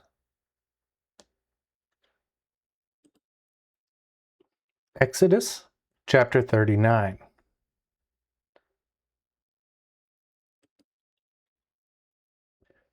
Moreover, they made the garments of ministration to minister in the sanctuary of blue silk and purple and scarlet, and they made also the garments for Aaron, as the Lord had commanded Moses. So he made the ephod of gold, blue silk and purple and scarlet and fine twined linen. And they did beat the gold into thin plates, and cut it into weirs, to work it in ye blue silk, and in the purple, and in the scarlet, and in the fine linen with broidered work. For the which they made shoulders to couple together, for it was closed by the two edges thereof. And the broidered guard of his ephod that was upon him was of the same stuff, and of like work, even of gold, of blue silk and purple and scarlet, and fine twined linen, as the Lord had commanded Moses. And they wrought 2 onyx stones, closed in ouches of gold, and graved, as signets are graven, with the names of the children of Israel, and put them on the shoulders of the ephod, as stones for a remembrance of the children of Israel, as the Lord had commanded Moses. Also, he made the breastplate of broidered work like the work of the ephod, to wit, of gold, blue silk, and purple, and scarlet, and fine twined linen. They made the breastplate double, and it was square, and handbreadth long, and handbreadth broad. It was also double. And they filled it with 4 rows of stones. The order was thus: a ruby, a topaz, and a carbuncle in the first row, and in the second row an emerald, a sapphire, and a diamond. Also in the third row a turquoise, agate, and hematite. Likewise in the fourth row a chrysolite, an onyx, and a jasper, and closed and set in ouches of gold. So the stones were according to the names of the children of Israel, even 12 after their names, graven like signets, every one after his name according to the 12 tribes. After, they made upon the breastplate chains at the ends, of writhen work and pure gold. And they made also 2 bosses of gold, 2 gold rings, and put the 2 rings in the 2 corners of the breastplate. And they put ye 2 wreath chains of gold in the 2 rings and in the corners of the breastplate. Also the other 2 ends of the wreathen chains they fastened in the 2 bosses, and put thee on the shoulders of the ephod upon the forefront of it. Likewise, they made 2 rings of gold, and put them in the other 2 corners of the breastplate upon the edge of it, which is on the inside of the ephod. They made also 2 other golden rings, and put them on the 2 sides of the ephod, beneath on the foreside of it, and over against his coupling above the broidered guard of the ephod. Then they fastened the breastplate by his rings unto the rings of the ephod, and with a lace of blue silk, that it might be fast upon the broidered guard of the ephod, and that the breastplate should not be loosed from the ephod, as the Lord has commanded Moses. Moreover, he made the robe of the ephod of woven work altogether of blue silk, and the whole of the robe was in the midst of it as the collar of a habergeon, with an edge about the collar, that it should not rent. And they made upon the skirts of the robe pomegranates of blue silk, and purple and scarlet and fine linen twined. They made also bells of pure gold, and put the bells between the pomegranates upon the skirts of the robe rounded about between the pomegranates. A bell and a pomegranate, a bell and a pomegranate, round about the skirts of the robe to minister in, as the Lord had commanded Moses. After they made coats of fine linen, and woven work for Aaron and for his sons, and the mitre of fine linen, and goodly bonnets of fine linen, and linen breeches of fine twined linen, and the girdle of fine twined linen, and of blue silk, and of purple and scarlet, even of needlework, as the Lord had commanded Moses. Finally, they made the plate for the holy crown of fine gold, and wrote upon it a superscription, like to the graving of a signet, Holiness to the Lord. And they tied unto it a lace of blue silk, to fasten it on high upon the mitre, as the Lord had commanded Moses. Thus was all the work of the tabernacle, even of the tabernacle of the congregation, finished. And the children of Israel did according to all that the Lord had commanded Moses. So did they. Afterward they brought the tabernacle unto Moses, and the tabernacle and all his instruments, his taches, his boards, his bars, and his pillars, and his sockets, and the covering of ram skins dyed red, and the covering of badger skins, and the covering veil, the ark of the testimony, and the bars thereof, and the mercy seat, and the table with all the instruments thereof, and the shewbread, the pure candlestick, the lamps thereof, even the lamps set in order, and all the instruments thereof, and the oil for light. Also the golden altar, and the anointing oil, and the sweet incense, and the hanging of the tabernacle door. The brazen altar with its grate of brass, his bars, and all his instruments, the laver and his foot. The curtains of the Lord with his pillars and his sockets, and the hanging of the court gate, and his cords and his pins, and all the instruments of service of the tabernacle, called the tabernacle of the congregation. Finally, the ministering garments to serve in the sanctuary, and the holy garments for Aaron the priest, and his sons' garments to minister in the priest's office, according to every point that the Lord had commanded Moses. So the children of Israel made all the work. Moses beheld all the work, and behold, they had done it as the Lord commanded, so had they done. And Moses blessed them. Exodus chapter 40.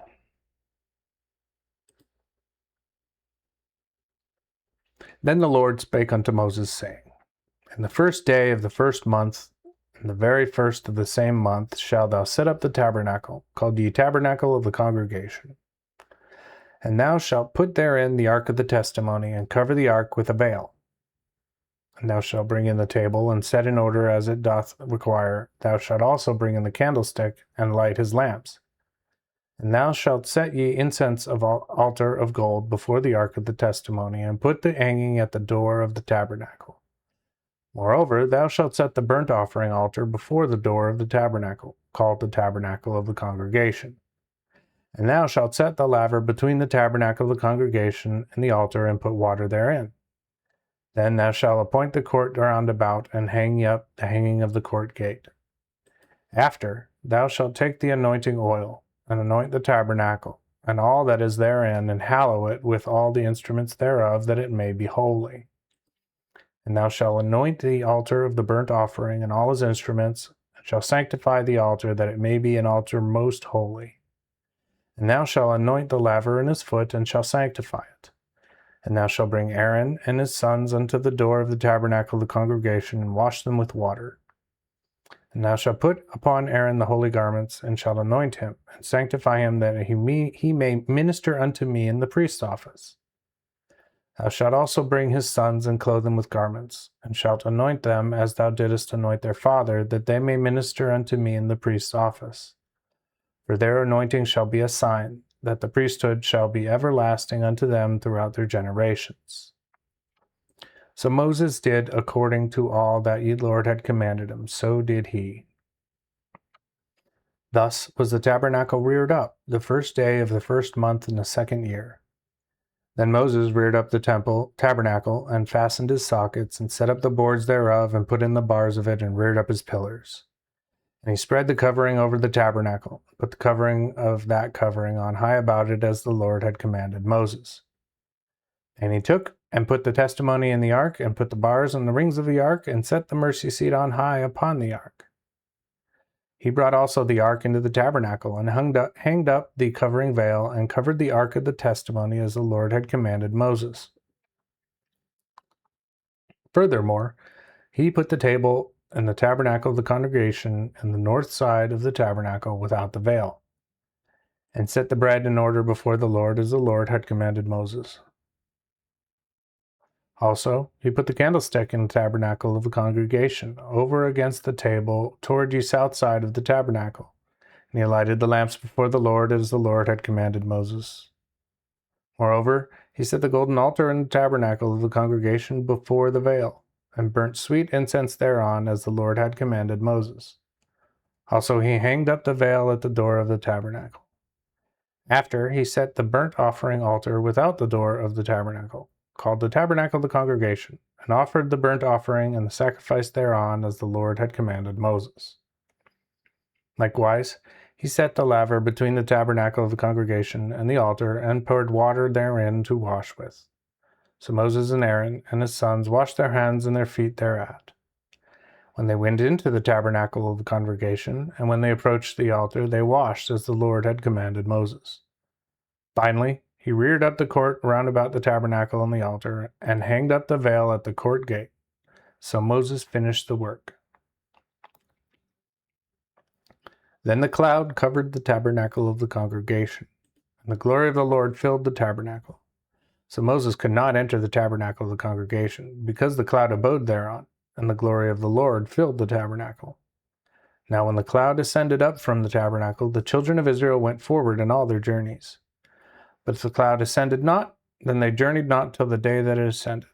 For the cloud of the Lord was upon the tabernacle by day, and fire was in it by night, in the sight of all of the house of Israel throughout all their journeys.